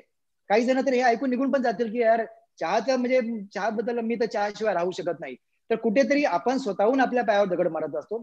तर मी त्या विषयावरती येत होतो की चहाची जी गोडी आहे ना मिनलजी, की पहिल्या 4 ते 5 घोटामध्येच असते, लक्षात घ्या. त्याच्या नंतरचा चहा आपण तो संपवण्यासाठी पित असतो. नीट लक्षात घ्या, प्रॅक्टिकली विचार करा तुम्ही. अनेक वेळेला कप भर चहा नको असतो, 4 ते 5 सिप घेतले की चहा बाकीचा तुम्ही सोडा. कारण बॉडीत गेल्याच्या नंतर तो फक्त त्रासदायीच ठरणार आहे. मग तो का बॉडीमध्ये घ्या, मग घेताना चहा अर्धा कपापेक्षा कमी घ्यायचा. आज समजा तुम्ही शाळेमध्ये गेलाय आणि तुम्हाला चहा आला आणि कोणीतरी सांगताय आणि तुम्हाला मन मारायचं नाहीये, एक 2-3 सिप चहा पिऊन ठेवा ना तुम्ही, संपला विषय. बरोबर. अहो चहा 4 ते 5 याच्यामध्ये जेवणाचं कसं असतं की जेवायला भात वाढून घेतला की आपलं पोट भरलेलं असतं, पण त्याच्यानंतर उरलेला भात आपण फक्त जेवण संपवायसाठी खात असतो. आणि जेव्हा आपण ते संपवायसाठी खातो मेनलजी, तिथून आपली आजारपणाकडे जाण्याची जी उलटी गिनती आहे ती सुरू झालेली असते. आज मला सांगा मेनलजी, तुम्हाला मी एक प्रश्न विचारतो उलटा आता या ठिकाणी. आज सायन्सने इतकं रिसर्च केलंय, आज प्रत्येक घराच्या बाजूबाजूला मेडिकल उभे आहेत. आज जिथे पूर्वी कुठेतरी एखादा डॉक्टरचं डिस्पेन्सरी होती, आता 100 डॉक्टर आहेत, हॉस्पिटल आहे. किती रिसर्च झालाय. पण एवढं सगळं झाल्याच्या नंतर आता मी तुम्हाला प्रश्न विचारतो की आजार कमी झालेत की वाढलेत? नाही, वाढलेच आहे, दिवसेंदिवस वाढतातच आहेत. आणि का वाढतायत? आपण आजाराला वाढवतोय, आपण दिनचर्या आजार आपली. पोचतोय. बरोबर. आपण सगळ्यांना शिकवतोय मेनलजी, आपण लोकांना शिक्षित करतोय, लोकांना हुशार करतोय, पण आपण स्वतःहून काहीच करायला तयार नाही. तर मला असं वाटतं की विकार वाढवण्यामध्ये सगळ्यात मोठा जर कोणाचा हातभार आहे ना मेनलजी, तर तो आपल्या स्वतःचा आहे. कारण सकाळी उठा म्हटलं की नाही मला वेळ नाही, सकाळी 7ची शाळा असताना माझं एक गोखले कॉलेज आहे बोरिवलीला, तुम्हाला कल्पना असावी, शिक्षिका असल्यामुळे तुम्हाला माहित, गोखले कॉलेज आहे बघा बोरिवलीला. त्या कॉलेजमध्ये माझं एक लेक्चर झालं होतं आणि त्या शाळेमध्ये एक शिक्षिका डोंबिवलीवरून यायच्या. तर माझं लेक्चर चालू असताना मी दिनचर्या सांगत होतो की कसं जेवायचंय, कसं खायचं प्यायचं वगैरे वगैरे. तर लोक शांत, मुलं सगळी ऐकत होती, सगळ्या शिक्षिका सगळ्या ऐकत होत्या. त्या बाईनी जेव्हा प्रश्न केला की सर मी डोंबिवलीला राहते, सकाळी 7ला मला इथे यावं लागतं, 7ला इथे यायचं असेल तर मी सकाळी 4 वाजता घर सोडते, मी 3 वाजता सकाळी उठते. आणि तिने सगळी दिनचर्या सांगितली. मेनलजी तुम्हाला आश्चर्य वाटेल की 5 मिनिट तिच्या प्रश्नावर टाळ्या वाजत होत्या, 5 मिनिट. आणि मला त्यांनी प्रश्न केला की आता तुम्ही मला सांगा की या रुटीन मध्ये मी माझं रुटीन चांगलं कसं. उलटा प्रश्न. त्यांना म्हटलं की मॅडम तुम्ही 4 वाजता निघताना, माझा सकाळी 4:30चा पहिला मेंबर आहे चेंबूरला, मी राहतो मालाडला. सकाळी 3:30 वाजता मी सुद्धा उठतो, मी दिवसभर माझं ट्रेनिंग चालू असतं, पण एवढ्या याच्यातून सुद्धा मी माझ्या व्यायामासाठी वेळ काढतो, कारण ती माझी गरज आहे, माझी ती आवड आहे, मला दुसऱ्या पर्याय नाहीये. तुम्ही जर असे प्रश्नचिन्ह जे निर्माण करून ठेवले, मी इतक्या वाजता उठतो, मी असं करतो, म्हणजे न करण्यासाठी कारण तुम्ही 100 तयार केली वेळेची. अहो करण्यासाठी एक तरी कारण काढा की. बरं कुणासाठी करणार आहात परत? स्वतःसाठीच ना, की शाळेच्या प्रिन्सिपलसाठी, की कॉलेजच्या प्रिन्सिपलसाठी, कोणासाठी करणार आहात? की मुलांसाठी, की नवऱ्यासाठी, की इतर मुलांसाठी, आपल्यासाठी? मग पळवाट्या काढू नका, कारण तुम्ही शिक्षिका होणार होता ही तुमची चॉईस होती. तुम्ही डोंबिवलीला राहायला गेला, तुमची चॉईस आहे. तुम्ही बोरिवलीला कामाला येत आहे, तुमची चॉईस आहे. तुमच्या आरोग्याने काय तुमचं बिघडवलंय हो? तर मला असं वाटतं की कारण जर कोण सांगत असेल ना, तर ही स्वतःची करून घेतलेली फसवणूक आहे आपली.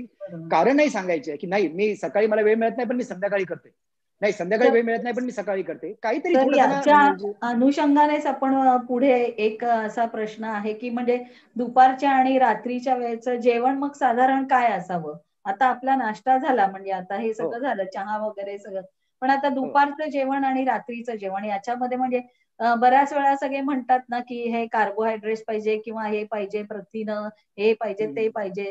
तर ठीक आहे ते सगळं, किंवा आपण म्हणतो की चौफेर आहार असला पाहिजे असंही म्हटलं जातं. दर 2 तासानंतर खाल्लं पाहिजे असंही मी ऐकलंय की दर 2 तासानंतर खाल्लं पाहिजे.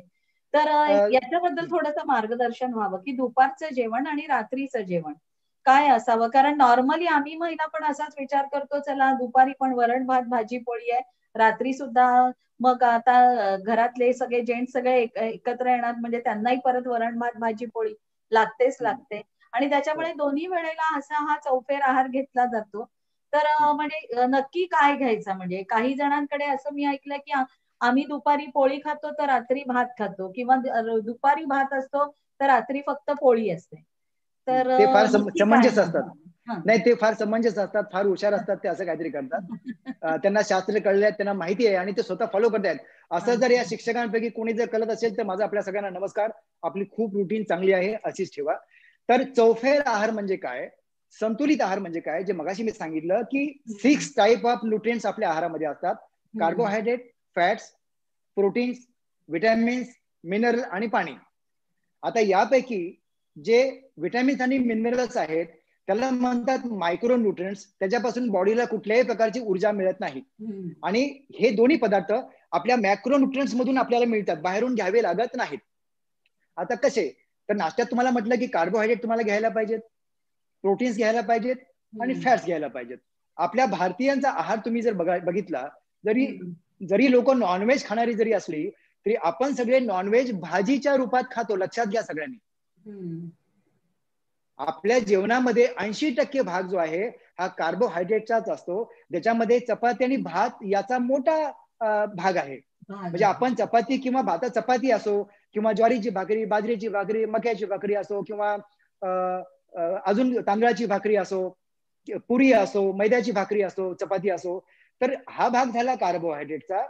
किंवा भात असतो, मग तो कुठल्याही प्रकारचा राईस असो, तुमचा साधा राईस पासून ते ब्राऊन राईस पर्यंत, हे सगळे प्रकारचे राईस हे सगळं येतं कार्बोहायड्रेट पर्यंत. आणि भाजी आपण जरी कुठल्याही प्रकारामध्ये घेतली तरी पूर्णपणे आपल्याला मिळते प्रोटीनच्या रूपात जरी असले तरी मिळते छोटीशी. म्हणजे पुन्हा 80% भाग झाला कार्बोहायड्रेटचा. तर इथे मला पुन्हा तुम्हाला ते सांगायचं आहे की दुपारच्या जेवणामध्ये एक कडधान्य असायलाच पाहिजे. कडधान्य नसेल तर दही असायलाच पाहिजे. दही नसेल तर नॉनव्हेजचा एखादा पदार्थ असायलाच पाहिजे. हेही नसेल तर मशरूम किंवा असे जे काही भाज्या असतात ज्याच्यात प्रथिनांची मात्रा खूप जास्त असते, सोयाबीन वगैरे, ते असायलाच पाहिजे. तर एक पदार्थ प्रोटीनचा तुमच्या ब्रेकफास्टमध्ये पण असायला पाहिजे, दुपारच्या जेवणामध्ये असायला पाहिजे. मग आता जेवणामध्ये प्रोटीन्स म्हणजे काय, तर कुठल्याही प्रकारची उसळ आपण घरी करतो. उसळ तुम्ही तुमच्या जेवणात ठेवा. तुम्हाला वाटलं की आज उसळ नाहीये बाबा, ठीक आहे, तुम्ही दही जेवणामध्ये घ्या. तुम्हाला वाटलं दही आज नाहीये, ठीक आहे, पनीरची भाजी बनवा. पनीर नाहीये काय हरकत नाही, अंडी घ्या. मासे असतील किंवा मटण, जे काही असतं, शाकाहारी मांसाहारी आता काही असे असतील, तर एक भाग प्रथिनांचा तुमच्या जेवणामध्ये असायलाच पाहिजे. तेलाबद्दलचं मी बोलणार नाही, कारण आपलं जेवण बनताना तेलातच बनतं. कारण फोडणी दिल्याशिवाय आपल्याला ती तोंडाला एक चटक लागलेली आहे छानपैकी स्वादाची, तेलाशिवाय ते आपलं भारतीयांचं जेवण पूर्ण होणं शक्य नाही. त्यामुळं कार्बोहायड्रेट आणि फॅट्स या दोन गोष्टी आपल्याला भरपूर मिळतात. आपल्याला मिळत नाही ते फक्त प्रथिने. तर हे प्रोटीन्स तुम्हाला मी जे सांगितले आता, त्यापैकी एक प्रथिने तुमच्या आहारात तुम्हाला ठेवायचे आहेत. तर 3 पदार्थ ताटामध्ये आले. एक आली चपाती, दुसरा आलं एक प्रथिनांची भाजी, आणि तिसरा भाग महत्वाचा म्हणजे पालेभाजी. पालेभाजी शिवाय तुमचं कुठलंही जेवण दुपारचं असो किंवा रात्रीचं असो ते पूर्ण होता कामा नये. कारण जे विटॅमिनची कमतरता शरीराला भासते, जे विटॅमिन्स आपल्याला डॉक्टरकडून बाहेरून घ्यावे लागतात, हे सगळे विटॅमिन्स मिनरल त्या पालेभाजीमध्ये भरपूर मिळालेले असतात. फक्त आपण ते खात नाही, कारण कुठेतरी शॉर्टकट मारलेला असतो, आज हेच करू उद्या तेच करू. घरात जेवण तुम्हाला जे बनवायचं ते बनवा, एक पालेभाजी असायलाच हवी. आणि आता चपाती झाली, कडधान्याची भाजी झाली, पालेभाजी झाली, 3 पदार्थ तुमच्या जेवणात आले. या 3 पदार्थामध्ये तुम्हाला चरबी मिळाली, तुम्हाला फॅट्स मिळाले, तुम्हाला प्रोटीन मिळाले, तुम्हाला विटॅमिन्स मिळाले, मिनरल मिळाले, सगळं मिळालं. याच्यानंतर तुम्हाला पुन्हा काय खायची गरज नाही. जर दही वगैरे पुन्हा खायचं असेल तर दही जेवताना न घेता जेवल्याच्या 1 तासानंतर घ्यायचं. अच्छा. कारण 2 प्रथिने एका वेळेला खाऊ नयेत, ते पचायला जड जातात, बॉडीला खूप त्रास होतो डायजेस्ट करण्यासाठी. पण आपल्याला खायचे, कारण आपल्या आहारामध्ये प्रथिनांची मात्रा कमी असते. मग तुम्हाला ताक प्यायचं असेल, तुम्हाला दही खायचं असेल, ते जेवल्याच्या नंतर तुम्ही तासाभराने तुम्ही ते पदार्थ खाऊ शकता. रात्रीचं पुन्हा तसंच. आता जसं तुम्ही मगाशी म्हणाला की आम्ही ऐकलंय की काही शिक्षिका रात्रीचा भात खात नाहीत वगैरे वगैरे. जर रात्री समजा भात केलं असेल तर वरण आणि भात हे खूप चांगलं प्रोटीन मानलं जातं. डाळ भात हे अतिशय उच्च दर्जाचं प्रोटीन आहे. जरी भातामध्ये कार्बोहायड्रेट असले तरी त्यात काही प्रथिने अशी आहेत की त्याच्यामुळे कडधान्यातलं प्रथिन आणि याच्यातलं प्रथिन म्हणजे पूर्ण प्रथिने तयार होतात. मग डाळ भात आणि एक पालेभाजी घेतली की झालं जेवण. ताटामध्ये जेवढे पदार्थ कमी तितकं तुमचं आरोग्य चांगलं. जेवढं ताट तुमचं सजलेलं असेल, म्हणजे चपाती पुन्हा भात पुन्हा वरण आलं, भाजी आली, डाळ आला, पापड आलं, लोणचं आलं, मिठाई, समजायचं आरोग्याचा गोंधळच फक्त होणार आहे. कारण एवढे पदार्थ शरीराला पचवायला खूप त्रास होतो. आपल्याला जे सांगितलेलं आहे ना, सगळे रस खाल्ले पाहिजेत, गोड रस पोटात गेला पाहिजे, तिखट रस गेला पाहिजे, आंबट, सगळं हे दिवसभरामध्ये गेलं पाहिजे. दिवसाची सुरुवात करताना लिंबू पाण्याने करा. सर, सांगितलं जातं ना की ज्यांना वजन कमी करायचंय की भात तुम्ही आधी पहिल्यांदा सोडा, किंवा मग रात्रीच्या जेवणामध्ये दही पण खाऊ नये असं पण ऐकलेलं आहे. म्हणजे आता आपण दही ते सगळे पचायला जड समज आहे. गैरसमज जे आहेत ते दूर करणार आहोत, म्हणून मी नक्की नक्की विचारते. नक्की. दह्याचं काय होतं मॅडम, दही पचायला जड आहे थोडंसं, त्यामुळे दही रात्री खाऊ नये असं सांगितलं जातं. ओके. इव्हन दुधाचं दह्याचं काय घ्यायचं जरी असेल तरी रात्री दूध पिलं की थोडंसं चांगलं दह्याच्या तुलनेमध्ये. दही रात्री घेऊन येते परफेक्ट आहे, पण शेवटी तुम्हाला दही का घ्यायचं आहे? प्रोटीनसाठीच तुम्ही घेताय ना. बरोबर. मग तुम्हाला प्रोटीन डाळी आणि भातात मिळालेत की. डाळ भात हे सगळ्यात चांगलं प्रोटीन आहे. दही भात सगळ्यात चांगलं प्रोटीन आहे. वरण भात सगळ्यात चांगलं प्रोटीन आहे. मुगाची खिचडी सगळ्यात चांगलं प्रोटीन आहे. कारण दोन पदार्थांचा संयोग जेव्हा होतो तेव्हा चांगले प्रथिने बॉडीला आपल्याला मिळत असतात. त्यामुळं रात्री जर डाळ भात खायचा असेल तर डाळ भात घ्या, पालेभाजी घ्या, जेवण संपलं. तुम्हाला दुपारी डाळ भात घ्यायचा आहे, डाळ भात घ्या, पालेभाजी घ्या, जेवण संपलं. रात्री चपाती भाजी पालेभाजी घ्या, जेवण संपलं. पण एक कडधान्य म्हणजे प्रोटीन एक तरी तुमच्या प्रत्येक आहारामध्ये असायलाच पाहिजे. जर कार्बोहायड्रेट, फॅट आणि प्रोटीन 3 पदार्थ जर तुमच्या आहारामध्ये मिनरल नसतील तर तो पूर्ण आहार होत नाही. संतुलित आहाराची परिभाषाच ही आहे. ताट सजलेलं चांगलं पंचपक्वान्न म्हणजे संतुलित आहार नव्हे. नाही. संतुलित आहार म्हणजे कार्बोहायड्रेट, फॅट्स आणि प्रोटीन ज्या मॅक्रो न्यूट्रिएंट्स वरती आपलं शरीर काम करतं. कारण शरीराला ऊर्जा द्यायचं काम प्रथिने करतात, प्रोटीन्स कार्बोहायड्रेट्स करतात. कंटिन्यू बॉडीला ऊर्जेची गरज असते. शरीरामध्ये जी मोडतोड करतोय आपण, जे शरीर दिवसभर काम करून थकलेलं असतं त्याला रिपेअर करण्यासाठी प्रथिने लागतात. आणि मेंदूचं काम चांगलं चालावं, आपल्या हाडांचं काम चांगलं चालावं, आपले सगळे ऑर्गन शरीरामधले गुण्यागोविंदाने नांदावेत म्हणून चरबी आपलं काम पूर्ण करत असते. तर ह्या तिन्ही पदार्थांची शरीराला नितांत गरज असते. फक्त त्याची मात्रा तुम्हाला कळाली पाहिजे. आता मी म्हटलं तुम्हाला की चपाती खायची, भाजी खायची, पालेभाजी खायची. तुम्ही म्हणाल ठीक आहे भात नाही खायचा ना, मग मी 5 ते 6 चपात्या खाते किंवा चपाती नाही भात. तर हा जो गोंधळ आहे, कारण आपल्या पोटाचं एक लिमिट असतं मिनरलजी. परमेश्वरानं पोट छोटंसं बनवलेलं आहे आणि त्याची ना इलास्टिसिटी खूप मोठी असते. म्हणजे एखादा माणूस जर जास्त 2 चपात्या जर खाल्ल्या तरी ते पोटात जातात. का जातात? त्या पोटाची स्टमकची इलास्टिसिटी वाढते, पोट मोठं होतं, त्याच्यामुळे त्याचं अन्न जातं आणि मग ते पोट मोठं होत होत जातं, माणसाची भूक वाढत जाते. आलं का लक्षात? तर भूक वाढली म्हणजे त्याला भूक कमी पण करता येते. कालांतराने त्याने जेवण थोडं जर कमी केलं तर पोट पुन्हा हळूहळू श्रिंक व्हायला लागतं, पोटाची साईज कमी व्हायला लागते आणि मग तुम्ही चुकून कधी अर्धी एक चपाती जरी जास्त खाल्ली तरी आपल्याला असं वाटतं की बापरे, पूर्वी मी 10 चपात्या खात होते, आता 2 चपातीची 2.5 चपाती केली तरी मला त्रास होतो. म्हणजे काय झालं की ईश्वराच्या कृपेनं आणि तुमच्या परिश्रमानं ती पोट श्रिंक झालं. तर हे पोट श्रिंक होणं खूप महत्वाचं आहे. ओके. कारण पोट जर श्रिंक झालं तर तुमची भूक कमी झाली. तुमची भूक झाली कमी, तुम्ही कमी खाणार. कारण मिनलजी वाढायचं जे आपलं वय असतं की नाही, साधारण एक 17, 18, 20 वर्षापर्यंत, त्यावेळेला शरीराला खूप जास्त ऊर्जेची गरज असते. लहानपणी बघा आपल्या जीवन सगळ्यांचं खूप चांगलं होतं, आपण खूप खात होतो. तुम्ही तुमच्या वयाच्या होते. बरोबर. पचनशक्ती कमी झाली म्हणजे काय झालं की तुमचा जो बीएमआर आहे, बेसल मेटाबॉलिक रेट, चयापचयाचा वेग कमी होतो. म्हणजे काय होतं की बॉडीला जास्त अन्नाची गरज लागत नाही. बरोबर. हे शरीर सांगतंय म्हणून आपलं भूक ती कमी होते, म्हणून कमी खायचं असतं. आपला गोंधळ काय होतो की घरामध्ये आपण थातूर मथूर कमी खातो आणि बाहेर गेलो की जे मिळेल ते खातो. आला समोसा खाल्ला, आला वडा खाल्ला, आला केक खाल्ला, आली पाणीपुरी खाल्ली, रोज नवीन कोणाची तरी पार्टी, रोज कुठल्या तरी शिक्षकाचा वाढदिवस, रोज कुठेतरी मुलाचा प्रेमाने त्यांनी केक आणून दिला. आणि खादाडपणा जो आहे ना मिनलजी, खादाडपणा त्याला म्हणू आपण, म्हणजे शरीराला गरज नसताना सुद्धा केवळ समोरच्याने दिलंय आणि त्याच्यावरती वासना गेली खाण्याची म्हणून खाल्लं, तर शरीराला मिनलजी याच्यामुळे फक्त त्रास होतो. ही जितकी रोगराई तुम्ही बघताय ना मिनलजी, ही सगळी अशीच वाढलेली आहे. माझं बोलणं थोडंसं कदाचित कडक होत आहे, मला कल्पना आहे. मी थोडंसं डायरेक्ट, मी खूप त्वेषाने बोलतोय, कारण मला कल्पना आहे की आजाराचं कारणच तुमच्याकडे आहे. तुम्हीच कारण निर्माण करताय. त्यामुळे प्रेमानं सांगून, गालावरनं डोक्यावरनं हात फिरून तुम्हाला सगळ्यांनी सांगून झालं असेल, पण नाही लोकांमध्ये बदल होत आहे. त्यामुळं आणि थोडीशी, म्हणजे मी कोणावरती रागून सांगत नाहीये, माझी समजवण्याची माझी एक शैली आहे, बोलण्याची शैली माझी आहे. मी अशा प्रकारेच लोकांना समजवायचा प्रयत्न करतो की जेणेकरून आपलं कुठे चुकतंय, तिथे शरीर कंट्रोल तुम्हाला पाहिजे. कारण कसं आहे मिनलजी, आता तुम्हाला थोडक्यात सांगतो, अनेक लोकांची बघा वजन वाढलेली असतात. नाही, त्याच्याच अनुषंगाने मी आता येणार होते की एवढं सगळं करूनही, म्हणजे आता सगळ्यांच्या मनातला तो प्रश्न आहे की इतकं सगळं करूनही आता वजन वाढतंय. मग त्याला असं कारण दिलं जातं आता 40 नंतर बाबा ते वाढणारच. किंवा आता जेंट्स आहेत की ते इतके फिट अँड फाईन असतात पण तरी सुद्धा पोट वाढलेलं असतं. म्हणजे तर या सगळ्या समस्या आहेतच ना. म्हणजे मग ते कशामुळे होतं म्हणजे हे सगळं?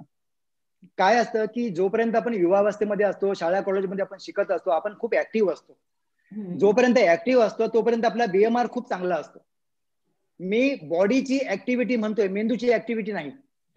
ज्या वेळेला आपलं शिक्षण पूर्ण होतं त्याच्यानंतर आपल्या ऍक्टिव्हिटी अजून वाढलेल्या असतात, आपल्यावरती कामाच्या जबाबदाऱ्या अजून वाढलेल्या असतात, पण याच्यामध्ये शरीराची चंचलता पूर्ण संपलेली असते आणि ब्रेन खूप ऍक्टिव्हेट झालेला असतं, पण मेंदूने काम खूप करत असतो. बरोबर. शाळा कॉलेजमध्ये असताना मेंदूच्या बरोबरीनं तुमचं शरीर पण काम करत असतं. त्यामुळे आपला जो बीएमआर आहे तो बीएमआर नॅचरली वाढलेला असतो. पण जसं शाळा कॉलेज संपतं, लग्न कार्य आपलं होतं, महिला असतील तर बाळा मुलं वगैरे जन्माला येतात, एक तर बेट्या स्वरूपाची कामं, खाण्यापिण्याचा गोंधळ सगळा, याच्यामुळे वयाच्या 25 ते 28 मध्ये वयामध्ये मग पुरुष असो किंवा बाई असो यांचा बीएमआर कमी होतो आणि मग हळूहळू वजन वाढायला लागतं. तर ती वजन वाढायला का लागतं, तर तुमच्या बॉडीच्या ऍक्टिव्हिटी ज्या तुम्ही ज्या थांबवलेल्या आहेत पूर्णपणे, या ऍक्टिव्हिटी थांबवल्यामुळे तुमचं वजन वाढत चाललेलं आहे. जर एखादी व्यक्ती जर समजा लग्न झालं, काम करताना पण समजा आता एक उदाहरण की मला व्यायामाची आधीपासून आवड आहे, तुम्हाला मी माझं उदाहरण देतो. माझं आता 51 वर्षाचं वय आहे. आता मी ज्या वेळेला पूर्वी शाळेत कॉलेज करत होतो वगैरे त्यावेळेला मला व्यायामाची फार, मी वयाच्या 10व्या वर्षापासून व्यायाम करतो, माझा व्यायाम कधी सुटला नाही. लग्न झाली माझी मुलगा, आता माझा एमबीबीएस होतोय किंवा आज मुलगी योगामध्ये एमए करते, सगळा परिवार सगळा मोठा झाला. पण मिनलजी तुम्हाला आश्चर्य वाटेल, मी आता पण तसाच दिसतो. तर का दिसतो, तर जी रुटीन माझी बघा, माझा पण बीएमआर आहे, मी तुमच्यातलाच आहे, माझंही वय झालेलं आहे तुमच्यातलाच, माझं काय वय लपणार नाही किंवा मी काय वयातून काय तुमच्यापेक्षा वेगळा नाही, आलं का लक्षात. पण मी काय केलं, माझं जे रुटीन आधीपासूनच होतं ना, मी कामामध्ये खूप व्यस्त झालो, माझे कामाचे प्रकार बदलत गेले. पूर्वी जिमला ट्रेनिंग द्यायचो, मग मी कन्सल्टंट झालो, मग मी लेक्चरर झालो, मी आता थेरपी वगैरे करतो, म्हणजे कामाचे प्रकार बदलत गेले, मी खूप बिझी होत गेलो. पण एवढं सगळं होताना पण माझा 1 तास व्यायामाचा जो 30-35 वर्षापूर्वी होता तो आज पण मी तसाच ठेवला. त्यामुळे तो नियम मला लागू नाही झाला. जर मी इतर लोकांसारखं निवांत बसलो असतो असं की बाबा चला पैसे चांगले मला मिळतात आणि कशाला पाहिजे व्यायाम आता वगैरे, तर माझंही वजन वाढलं असतं. तसंच झालेलं आहे तुम्हा शिक्षकांचं. अच्छा. की 40 नंतर वजन वाढतं, अजिबात वाढत नाही, वाढायची गरज नाही. तुम्ही तुमचं लाईफस्टाईल बदललं, तुमच्या लक्षात आलं नाही, तुमच्या आरोग्याकडे तुम्ही पूर्ण दुर्लक्ष करताय. तुमच्या शरीरासाठी तुम्हाला तासभर काढायला पाहिजे, तुम्ही वेळ देत नाही आहात. आणि आता दुसरी गंमत काय झाली की हळूहळू म्हणजे लग्नामध्ये समजा लग्नाच्या वेळेला एखाद्या महिलेचं एक वजन असेल 55 किलो, एक उदाहरणार्थ, किंवा 55, 56, 50, 60च्या आसपास. पण पुढे 15 ते 20 वर्षामध्ये ती बाई अगदी किंवा तो पुरुष अगदी 75, 80, 85च्या घरात जात. एकदा का वजन वाढलं की वजन वाढतं म्हणजे काय हे जर तुम्हाला कळलं तर कदाचित तुम्हाला भीती वाटेल किंवा काही शिक्षक घाबरतील. वजन वाढतं म्हणजे माहितीये का काय होतं, आपल्या शरीरामध्ये चरबीच्या पेशी वाढायला लागतात. आता एक चरबीची पेशी पूर्ण वाढल्याशिवाय दुसरी चरबीची पेशी बनत नाही. परमेश्वरानं रचना तशी केलेली आहे. एक बनते, दुसरी बनते, दुसरी पूर्ण झाली की तिसरी बनते. आपल्या लक्षात येईपर्यंत आपण 15, 20, 25 किलो वजन वाढवलेलं असतं. म्हणजे जिथे चरबीचे सेल काही हजार करोड सेल असतील बॉडीमध्ये, ते आपण कितीतरी दशलक्ष करोड मध्ये ते सेल आपण वाढवून ठेवतो. आता एकदा का सेल वाढले, आता हा विषय शांतपणे सगळ्यांनी ऐका, खूप महत्वाचा आहे. कारण हे तुम्हाला कुणी सांगणार नाही, कारण लोक सगळी ना गोड गोड बोलून वजन कमी करतात. मला थोडं गोड बोलता येत नाही, मला प्रॅक्टिकल सांगायला मला आवडतं. तुम्ही जेव्हा वजन कमी करायचा प्रयत्न करता तेव्हा जे चरबीमध्ये जे शरीरामध्ये एडिपोस टिश्यू तुमच्या जे वाढलेले आहेत ना, ते समजा 1 करोड सेल झालेले असतील तर त्यातला एक पण सेल कधीही कमी होत नाही. फक्त ते फुललेले जे सेल आहेत त्याच्यातली ऊर्जा वापरली गेल्यामुळे ते सेल फक्त श्रिंक होतात, ते सेल फक्त छोटे होतात. याचं एक चांगलं उदाहरण द्यायचं झालं तर आपण एका गोणीचं उदाहरण देऊ की त्या गोणीमध्ये 100 फुगे मी भरलेले आहेत. एक फुग्याची एक आपली साईज आहे, 100 फुगे आहेत, त्या फुग्यामध्ये मी थोडीशी हवा भरून ठेवलेली आहे आणि एक छान आकारात माणसाच्या आकाराचा फुगा मी बनवलेला आहे. नंतर मी हळूहळू कालांतराने रोज त्यात थोडी थोडी हवा भरत जातो आणि 1 वर्षानंतर मी बघतो की ती गोणी खूप मोठी होते, म्हणजे त्याच आकारामध्ये ती गोणी हळूहळू मोठी वाढायला लागते. आता गोणी वाढल्याच्या नंतर मला असं वाटतं की बापरे गोणी खूप मोठी झाली. आता इथे गोणी म्हणजे आपलं शरीर, मी तुम्हाला ती उदाहरणासाठी सांगतोय, आणि ते फुगे म्हणजे आपल्या बॉडी मधले सेल. फक्त फरक इतका आहे त्याच्यामध्ये 100 सेल होते, आपल्या बॉडीमध्ये आपण 100चे कितीतरी करोड सेल करून ठेवलेले असतात. आणि वर्षभरानंतर मला असं वाटतं की नाही, मला आता त्या गोणीला थोडंसं बारीक करायचं आहे किंवा या शरीररूपी जो भाग वाढलाय त्याला कमी करायचा आहे. मग मी काय करतो, त्या फुग्यातली हवा हळूहळू कमी करायला लागतो. आता इथं फुग्यातली हवा कमी करणं म्हणजे डाएट करणं, फुग्यातली हवा कमी करणं म्हणजे व्यायाम चालू करणं, वॉकिंग चालू करणं, जॉगिंग चालू करणं, जिमचे व्यायाम, योगा करणं. हे प्रकार आपण का करतो, ते कुठेतरी ऊर्जा खर्च व्हावी. जसं त्या फुग्यांमधली ऊर्जा मी हळूहळू कमी करायला सुरुवात केली किंवा वाढायला घेतली. तर एवढी मोठी वाढलेली गोणी ज्या वेळेला मला कमी करायची असते, तेव्हा पुन्हा मी हळूहळू हवा कमी करायचा प्रयत्न करतो आणि वर्ष 2 वर्षानंतर ती गोणी पुन्हा पूर्व आकारामध्ये येते. मात्र पूर्व आकारात आली म्हणजे काय झालं, त्या फुग्यामधली फक्त हवा निघाली. कधीपर्यंत हवा निघाली? जोपर्यंत ती हवा काढण्याचा मी प्रयत्न करत होतो. कुठला प्रयत्न चालू होता? एका बाजूला डाएट चालू होतं, दुसऱ्या बाजूला व्यायाम चालू होता. म्हणजे ऊर्जा खर्च करणं म्हणजे हवा काढणं. एक साधा एक्झाम्पल दिलं तुम्हाला मी. पण त्या गोणीतले फुग्याची काउंटिंग कधीही कमी होत नाही. ज्या वेळेला तुमचं डाएट थांबतं, ज्या वेळेला तुमचा व्यायाम थांबतो आणि दोन्ही हाताने खाणं पुन्हा चालू होतं, पुन्हा ते फुगे हळूहळू हळूहळू आपल्या जागेला यायला लागतात. म्हणून वजन कितीही लोकांचं वाढलं आणि कितीही नाना प्रयत्न केले, 5 किलो कमी होतं 4 किलो वाढतं, 8 किलो कमी होतं 2 किलो वाढतं, 10 किलो कमी होतं 12 किलो वाढतं. म्हणजे 25 वर्षांनंतर जर बघाल तरी माणूस पुन्हा जाड जाड जाड जाड जाडच राहतो. कायमस्वरूपी वजन कमी होत नाही. म्हणून सर्व शिक्षक मंडळीला विनंती की जर वजन वाढलं असेल तर आजच त्याला थांबवायचा प्रयत्न करा. मग थांबवण्यासाठी तुम्हाला काय करावं लागेल? तुमच्या जेवणाची क्वांटिटी कमी केली पाहिजे. मग क्वांटिटी कमी कशी करायची? मग प्रश्न येतो की आहार किती घ्यायला पाहिजे.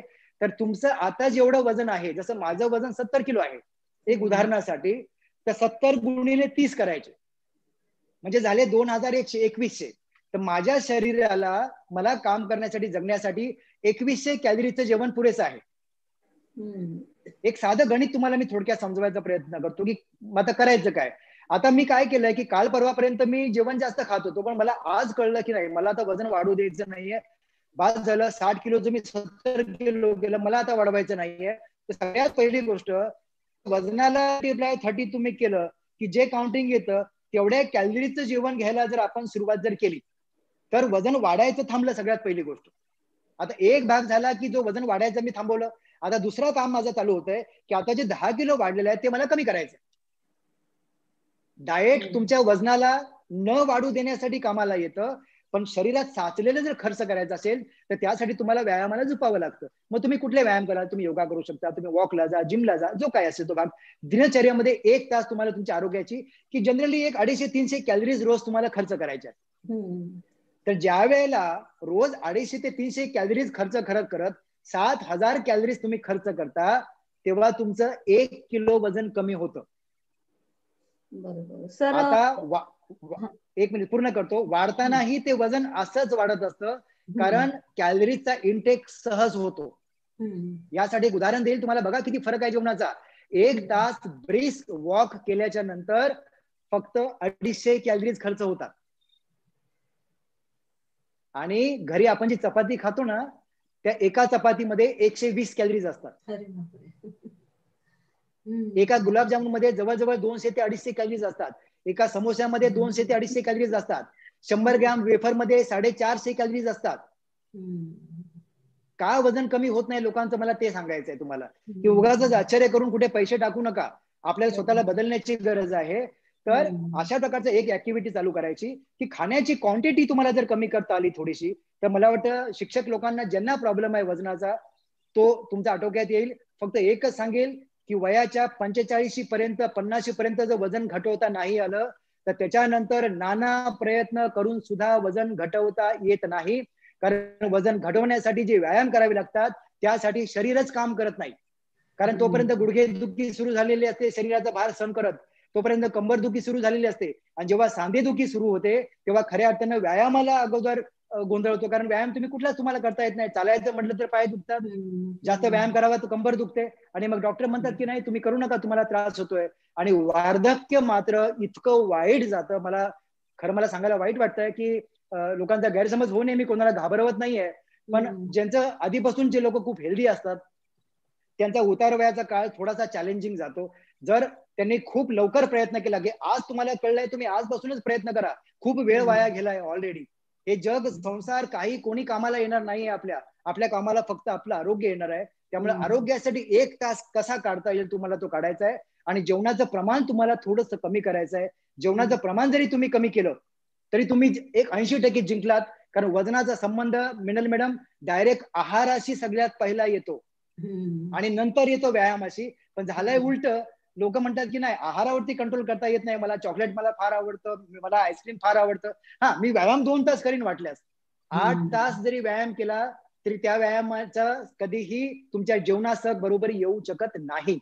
त्यामुळे जेवणाला थोडंसं मर्यादा, थोडीशी कमी क्वांटिटी आणि संतुलित आहार, कार्बोहायड्रेट, प्रोटीन, फॅट सगळं आहार.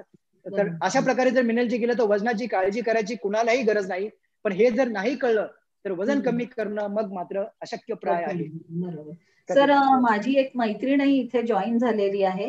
त्या अनुषंगानेच मला एक प्रश्न विचारायचा आहे की आम्ही शिक्षक, जे मी मगाशीच म्हटलं की उभं राहून शिकवतो वगैरे सगळं, पण मान दुखी किंवा पाठ दुखी किंवा कंबर दुखी, पाय दुखतात किंवा पायाचे तळवे सुद्धा दुखतात, म्हणजे हे सगळं होतं.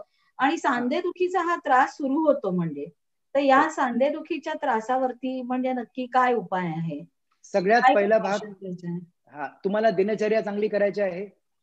बरोबर. सांधेदुखीला 80% जबाबदार असतं शरीरामध्ये वाढलेलं ऍसिड.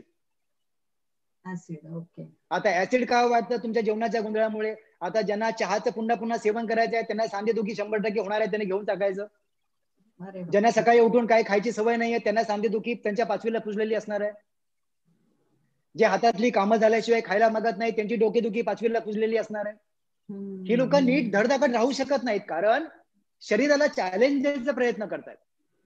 आज जे शरीर तुमच्या अन्नावर ज्या विटॅमिन्स मिनरलवरती काम करतात त्या बॉडीला त्याचा खुराक तुम्हाला मिळाला पाहिजे. त्यामुळे सगळ्यात अगोदर तुम्हाला दिनचर्या चांगली करायची आहे.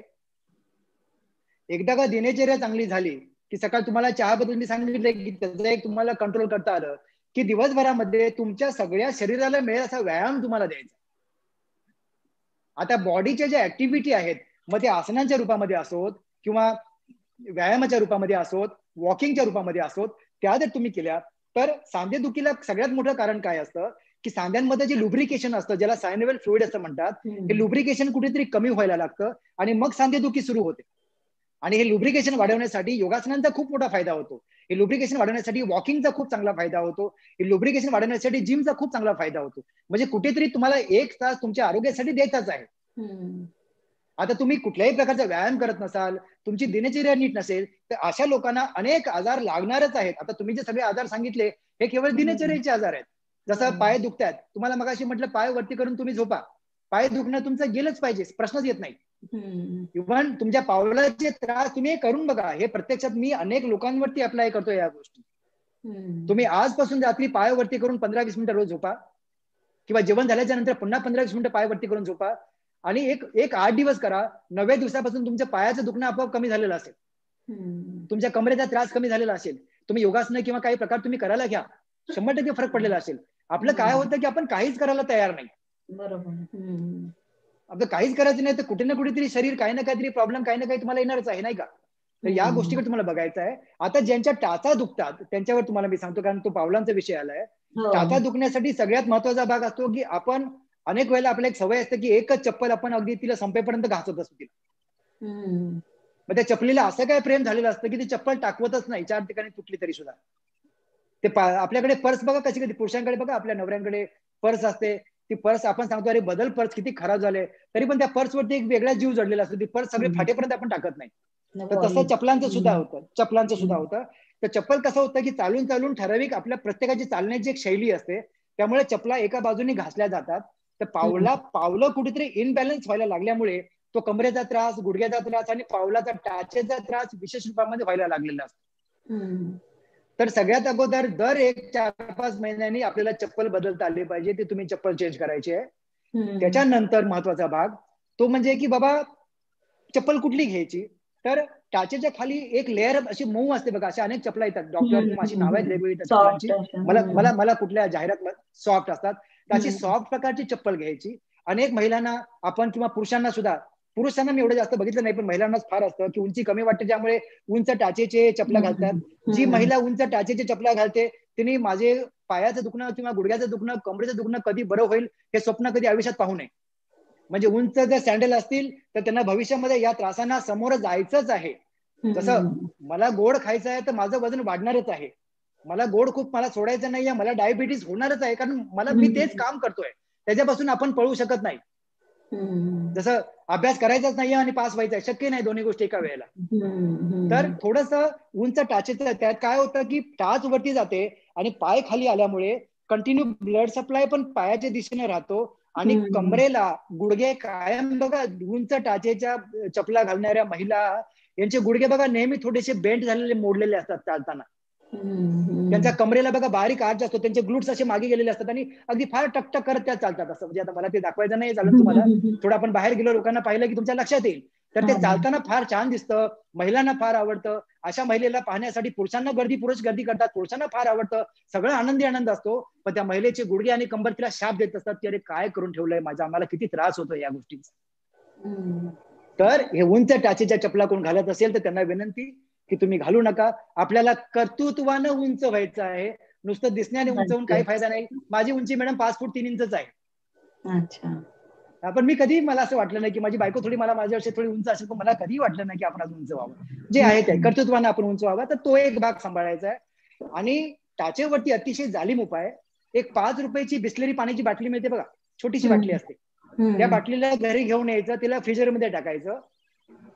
फ्रीजरमध्ये टाकल्याच्या नंतर तिचा बर्फ छानपैकी होऊ द्यायचा, दुसऱ्या दिवशी तिला बाहेर काढायची आणि रोज शाळेतून घरी आल्याच्या नंतर त्या बाटलीला पायाखाली ठेवायचं अशा पद्धतीनं, आणि पूर्ण पायाला टाचेपर्यंत त्या बाटलीवरती पाय दाबून थोडासा फिरवायचा, खुर्चीवरती बसल्या बसल्या. अच्छा, ही पाण्याची बाटली आहे समजा तुम्ही एक उदाहरणार्थ, आणि त्याच्यावरती पाय ठेवायचा. म्हणजे अशा प्रकारे समजा ही बाटली आहे पाण्याची, हा वर पाय ठेवायचा, त्याच्यावरती पूर्ण पाऊल, आणि मग मात्र ते पूर्ण पाय आहे ना असं टाचेपासून पावलापर्यंत पूर्ण असं रगडत जायचं पाय. तर त्याच्यामुळे काय होतं की त्या बर्फाचा शेक मिळतो पायाला, टाचेला, आणि आतमध्ये जर कंटिन्यू वजन आल्यामुळे पायामधले कुठल्या हाडांचं वाढल्यामुळे कुठे स्वेलिंग आलं असेल, काही इन्फ्लेमेशन, कारण दुखताय म्हणजे इन्फ्लेमेशन आहे, आतमध्ये दुखताय म्हणजे काहीतरी सूज आलेला आहे, तर ही त्या बर्फाचा शेक दिल्यामुळे तो निघून जातो.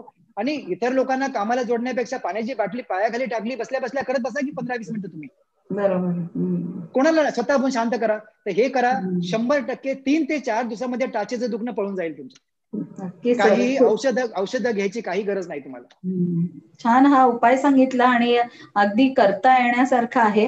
सर, इकडे आणखीन एक प्रश्न आला होता, संगीता भाताडे मॅडम त्यांनी विचारला होता की पोळी चपाती खावी की भाकरी खावी, आणि दुसरा एक प्रश्न सरांनी विचारला होता की कोलेस्ट्रॉल बद्दलची माहिती. आपण त्या शिक्षकांनाही बोलायला देणार आहोत, पण या 2 प्रश्नांची उत्तरं झाल्यानंतर शिक्षक विचारतील प्रश्न. नक्कीच. आता चपाती आणि भाकरी या दोघांमध्ये तसा काही फार फरक नाही.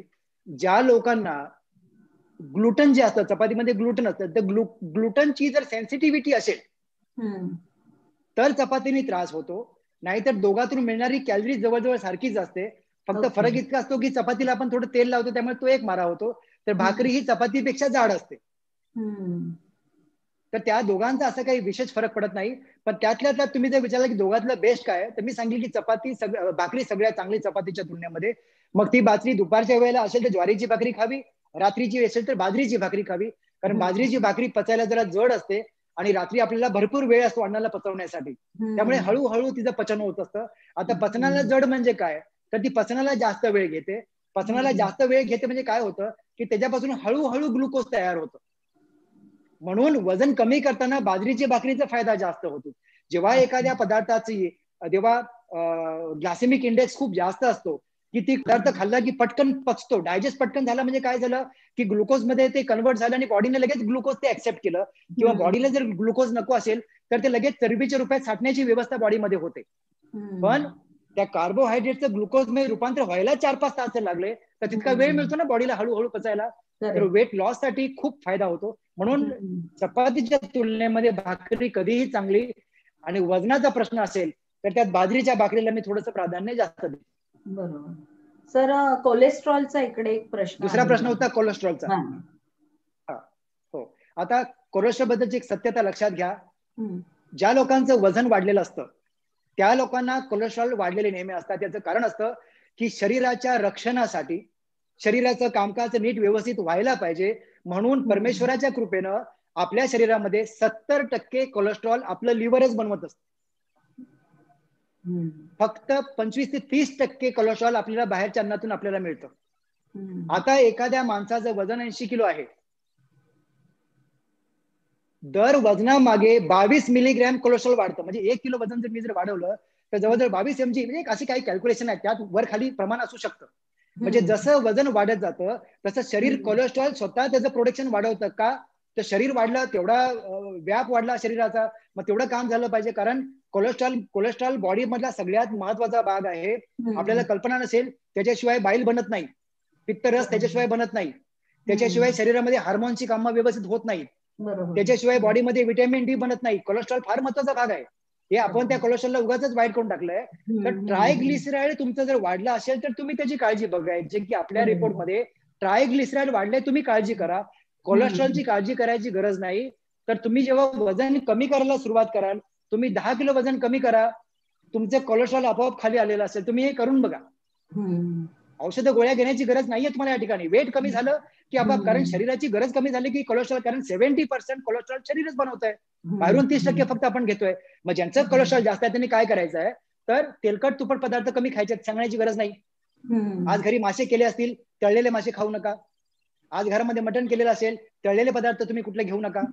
आज घरात मिठाई येत असेल, ती मिठाईमध्ये फार जास्त तूप वगैरे असतं, ते पदार्थ म्हणजे कुठेतरी ते पदार्थ थोडी तुम्ही अवॉइड जर केले तर कोलेस्ट्रॉलला घाबरायची गरज नाही. आणि त्याच्यापेक्षाही पुढे जाऊन रोज 1 तास वॉक करा, वजन खाली आणण्याचा प्रयत्न करा.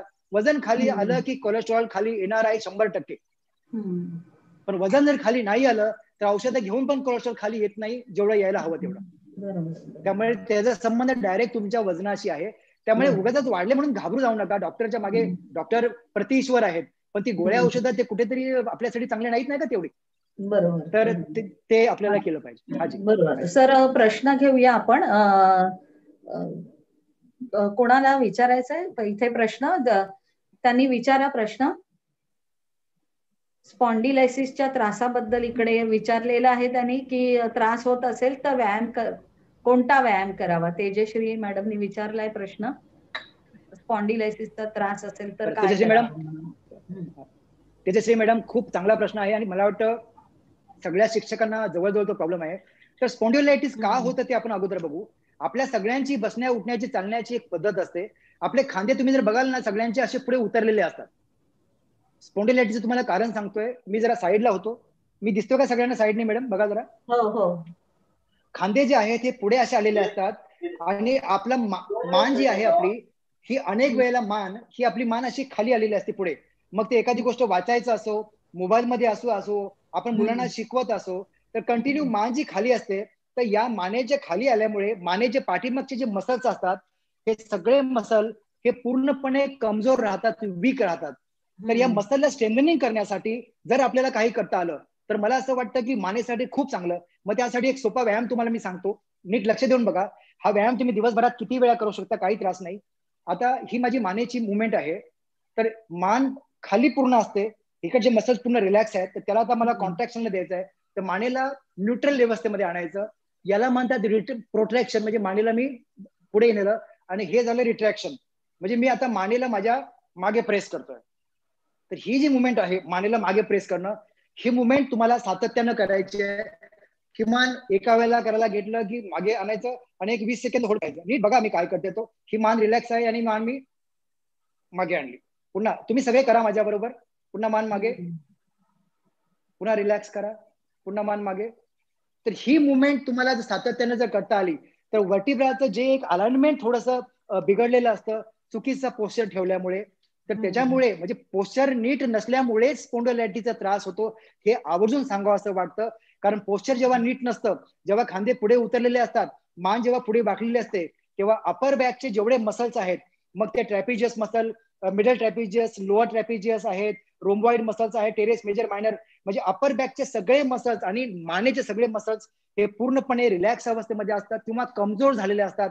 त्यांची जी स्ट्रेंथनिंग असते ती अजिबात राहत नाही आणि त्याच्यामुळे मग तो त्रास होतो. एक लक्षात घ्या, स्पॉन्डिलायटिस म्हणजे मानेचा त्रास, तो मणक्यांचा त्रास आहे आणि मणके हे हाडांपासूनच बनलेले असतात.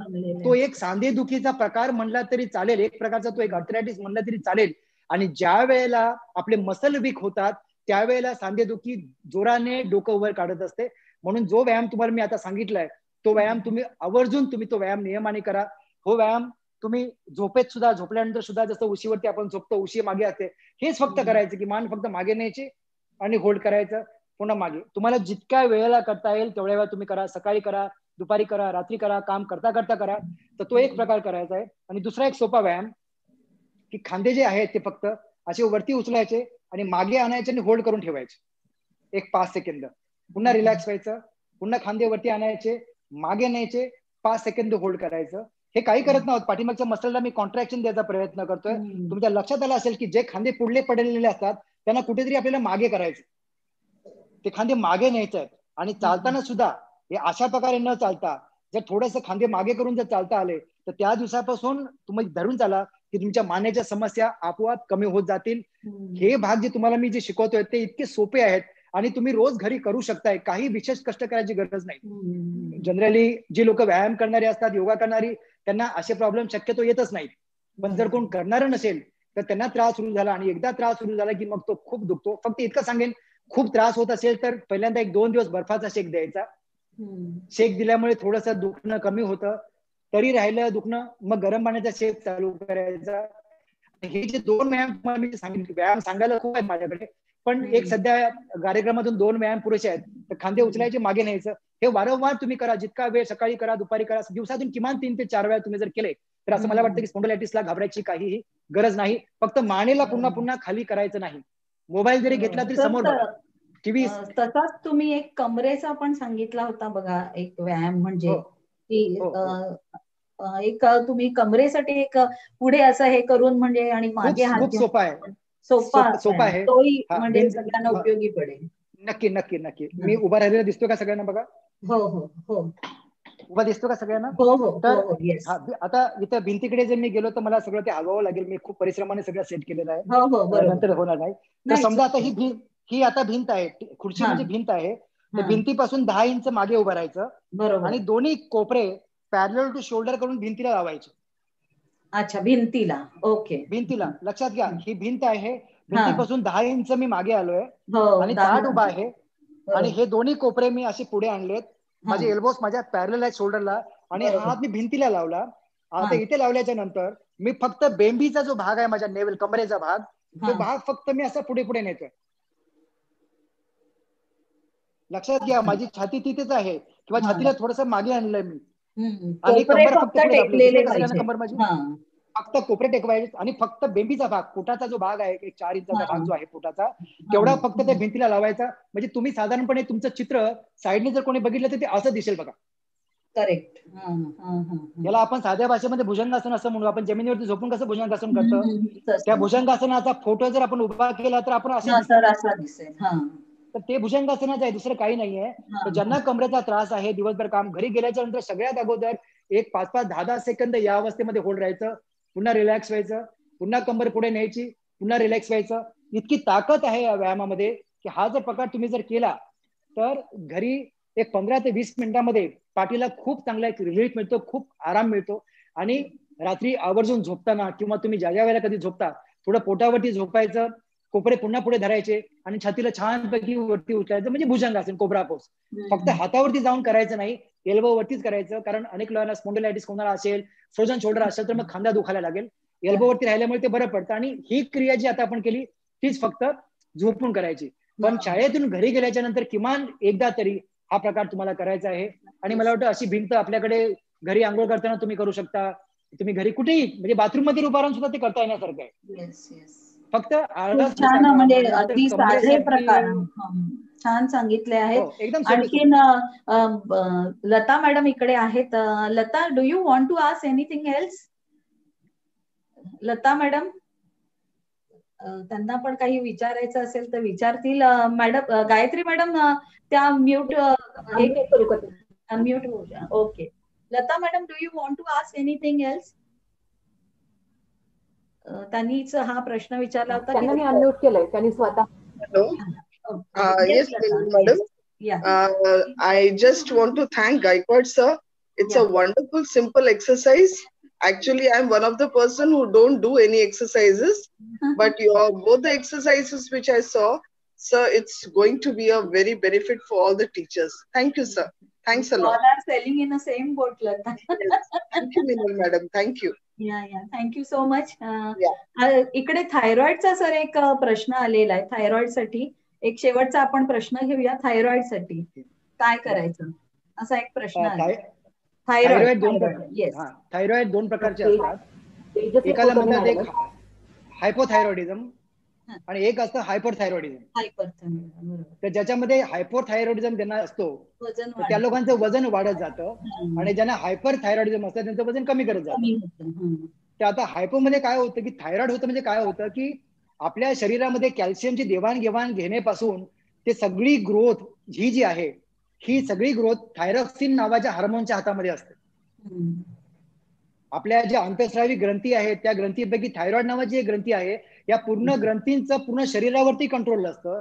त्यातल्या या ग्रंथीचं कार्य जर बिघडलं तर थायरॉक्सिन मुबलक प्रमाणामध्ये मिळत नाही, तयार होत नाही आणि ते तयार न झाल्यामुळे आपला बीएमआर खाली यायला लागतो आणि बीएमआर स्लो झाल्यामुळे वजन वाढतं. म्हणजे कारण पुन्हा बीएमआरच आहे त्याच्यासाठी. मग ज्या लोकांना हा आजार आहे त्यांनी सगळ्यात अगोदर आपलं टेस्टिंग करून घ्यावं. थायरॉक्सिनचे टॅबलेट डॉक्टरांकडून दिल्या ते आवर्जून घ्याव्यात. आता तो भाग झाला की त्या हार्मोनची पातळी बॉडीमध्ये व्यवस्थित लेवल करून ठेवणं. आता बीएमआर वाढवायला काय करायचं, तर पुन्हा दिवसभर तुम्हाला ऍक्टिव्ह राहायचं आहे. आज अनेक लोक एका जागेला बसले की ते तासंतास बसूनच राहतात. दर 15 ते 20 मिनिटांनी उठून उभा राहायचं. दर 15 ते 20 मिनिटांनी घरामध्ये एक राऊंड मारून यायचं किंवा तुम्ही कुठेही असाल तिकडे हालचाल. म्हणजे शरीराची जी चंचलता आहे, जी चंचलता तुमच्या लहानपणामध्ये होती ती चंचलता तुमच्या अंगी तुम्हाला आणायची आहे. माझ्या घरात मला या चंचलतेवरनं बरंच बडबडलं जातं नेहमी, अरे काय लहान मुलासारखं एका जागेला बस ना, सारखं उठ बस उठ बस उठ बस. कारण शरीराची चंचलता आपलं आरोग्य उत्तम ठेवते, मनाची चंचलता गोंधळ माजवते. तर मनाच्या चंचलतेसाठी मेडिटेशन, प्राणायाम आणि शरीराच्या चंचलतेसाठी सतत जर तुम्ही हालचाली करत राहिलात तर तुमचं पूर्ण आरोग्य तुमच्या कंट्रोलमध्ये येऊ शकतं. तर ज्या लोकांना थायरॉइड आहे त्यांनी कंटिन्यू मुवमेंट बॉडीच्या चालू ठेवायला पाहिजेत. उठणं बसणं सारखं चालू ठेवलं पाहिजे. व्यायाम त्यांनी केले पाहिजेत. चालायला जाणं, योगासनासारखे प्रकार त्यांनी आवर्जून केले पाहिजेत. एक थायरॉइड आहे ठीक आहे, त्याला आता पळवाट नाही, कारण ग्लँडचे आजार एकदा लागले की ते मग मरेपर्यंत पाठ सोडत नाही. पण त्यांना कंट्रोल ठेवायची ताकद आपल्या योगासनांमध्ये आहे, त्यांना कंट्रोल ठेवायची ताकद आपल्या व्यायामामध्ये आहे. फक्त मला एवढं सांगू असं वाटतं की थायरॉइड, हायपोथायरॉइड असलेल्या माणसाच्या अन्नाची गरज खूप कमी झालेली असते, कारण त्यांचा बीएमआर स्लो झालेला असतो. म्हणजे एखाद्या व्यक्तीला एवढं खाऊन जी ऊर्जा पाहिजे असते ती थायरॉइडच्या माणसाला एवढं खाऊन तेवढी ऊर्जा पुरेशी होती बॉडीला. मग त्यावेळेला आपल्या लक्षात आलं पाहिजे की आपल्याला जास्त अन्नाची गरज नाही, अन्नाची क्वांटिटी थोडीशी कमी करायची आपल्याला. लोकांना उगाच वाटतं की ते कमी केलं की चक्कर येईल किंवा फिट येईल, असं काही होत नाही, घाबरून जायची काही गरज नाही. आपण सगळे असे पण जास्तच खातो, आपल्याला बॉडीला एवढी गरजच नसते अन्नाची, कारण आपल्याकडे ढेकर येईपर्यंत किंवा पोट भरेपर्यंत खाणं हाच प्रकार आहे. म्हणजे जे 10,000 वर्षापासून आयुर्वेद ओरडते अर्ध पोटी राहा, पण आपल्या इथं बाबा पोटभर जेव्हा रे, सुरुवातच इथून. म्हणजे कमी खाल्लं तरी पण घरी बायको किंवा आई ओरडते, का आज एवढंच दे एक चपाती, का आज एवढंच वगैरे. म्हणजे थोडासा गोंधळ आहे जरा आपली समज किंवा एक ममता म्हणा किंवा काय म्हणा. जेवणाची जर क्वांटिटी थोडी जर कमी केली थायरॉइडच्या लोकांनी, त्यांना घाबरायचं काही कारण नाही. तुमचं वजन 100% कमी येईल. पण खाणं कमी करताना प्रोटीन्सची मात्रा लक्षात ठेवा, कार्बोहायड्रेटची मात्रा लक्षात ठेवा, फॅटची मात्रा लक्षात ठेवा. आहारामध्ये पालेभाज्या आणि कडधान्य किंवा प्रोटीनचं जेवणाची मात्रा जास्त असू द्या. आज एवढा भात आणि एवढी भाजी नको, एवढा भात आणि एवढी भाजी घ्या, उलट करा जेवणाला. सोपं आहे. मोठ्या प्रमाणामध्ये भाजी आणि थोडासा भात, खूप खूप फरक पडेल. तर अशा पद्धतीने जर मिनलजी जर आपण दिनचर्या जर ठेवली किंवा प्रयत्न जर केला तर आरोग्य चांगलं ठेवणं खूप खूप सोपं आहे. म्हणजे अगदी मी सांगतोय त्यापेक्षा सोपं आहे. पण उगाच आजारी व्हायची जर वाट कोण बघत असेल, म्हणजे डॉक्टर सांगत नाही तोपर्यंत वॉकला जाणार नाही, डायबिटीज होत नाही तोपर्यंत गोड सोडणार नाही, कमरेचा त्रास होत नाही तोपर्यंत उंच टाचेचे बुट सोडणार नाही. असे जर प्रकार कोण करत असेल तर त्याला मग परमेश्वरच तुमचा मालक आहे असं म्हणू आपण. काही आपण करू शकत नाही अशा लोकांसाठी. धन्यवाद सर, खूप सुंदर माहिती सांगितली. की आपण म्हणतो की एक शेवटचाच प्रश्न राहिलाय चॅट मधला, जेवताना पाणी पिऊ नये असं बोलतात, रोहिणी मॅडम आहे कोणीतरी. बर, रोहिणी मॅडमनी विचारलाय जेवताना पाणी पिऊ नये. बरं रोहिणी मॅडम, तुमचे धन्यवाद. खूप महत्वाचा प्रश्न तुम्ही विचारलात. तर जेवताना पाणी पिऊ नये असं ऐकलंय, पण तरीही लोक पितात. कारण का पिऊ नये तेच माहित नाही. कारण कळलं तर आपल्याला थोडं ना की का नको, प्रत्येकाचं कारण असलं पाहिजे. तर पाणी हे प्रवाही असतं. ज्या वेळेला जेवताना आपण पाणी पितो त्यावेळेला पाणी हे जठरामध्ये जास्त काळ टिकून राहत नाही, ते आतड्यातून खाली जायला लागतं. आणि जाताना ते फक्त एकटं जात नाही, तर ते महत्वाचे पाचक रस आहेत त्यांनाही घेऊन जातं. हा जरा पहिला भाग. दुसरा भाग, पोटामध्ये अन्न जे असतं ते अन्न आपण चांगलं जर चावून खाल्लं तर पाणी प्यायची मुळीच गरज लागत नाही, कारण पाणी आपण अन्न खाताना ते गिळत असतो. अन्न गिळताना जर आपण ते चांगलं चावलं, त्याच्यामध्ये मोठ्या प्रमाणामध्ये जर लाळ मिसळली असेल तर तो अन्न खूप पातळ पाण्यासारखं होऊनच पोटात जात असतं. तेव्हा पोटामध्ये जठरामध्ये पाण्याची अजिबात त्यावेळेला गरज नसते.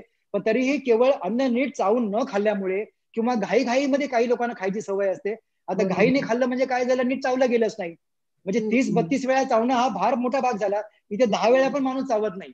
तुम्हाला आश्चर्य वाटेल मिनल मॅडम, तुम्ही घरामध्ये करणार तरी डाळ भात खाताना बघा, वरण भात खाताना 5, 7, 8 वेळा पण ते चावत नाहीत, पटकन ते गिळतात.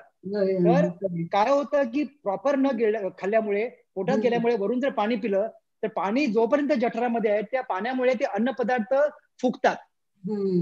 किती नुकसान बघा. एक तर एन्झाईम्स वाहून जातात, ते जातात, म्हणजे पाचक रस पोटातून गेल्याच्या नंतर पोटामध्ये पचवायला राहिलं काय. दुसरा महत्वाचा भाग की पोटातले अन्न कण फुगतात, मोठे होतात. आता अन्न कण फुगल्यामुळे पोट भरल्यासारखं वाटायला लागतं.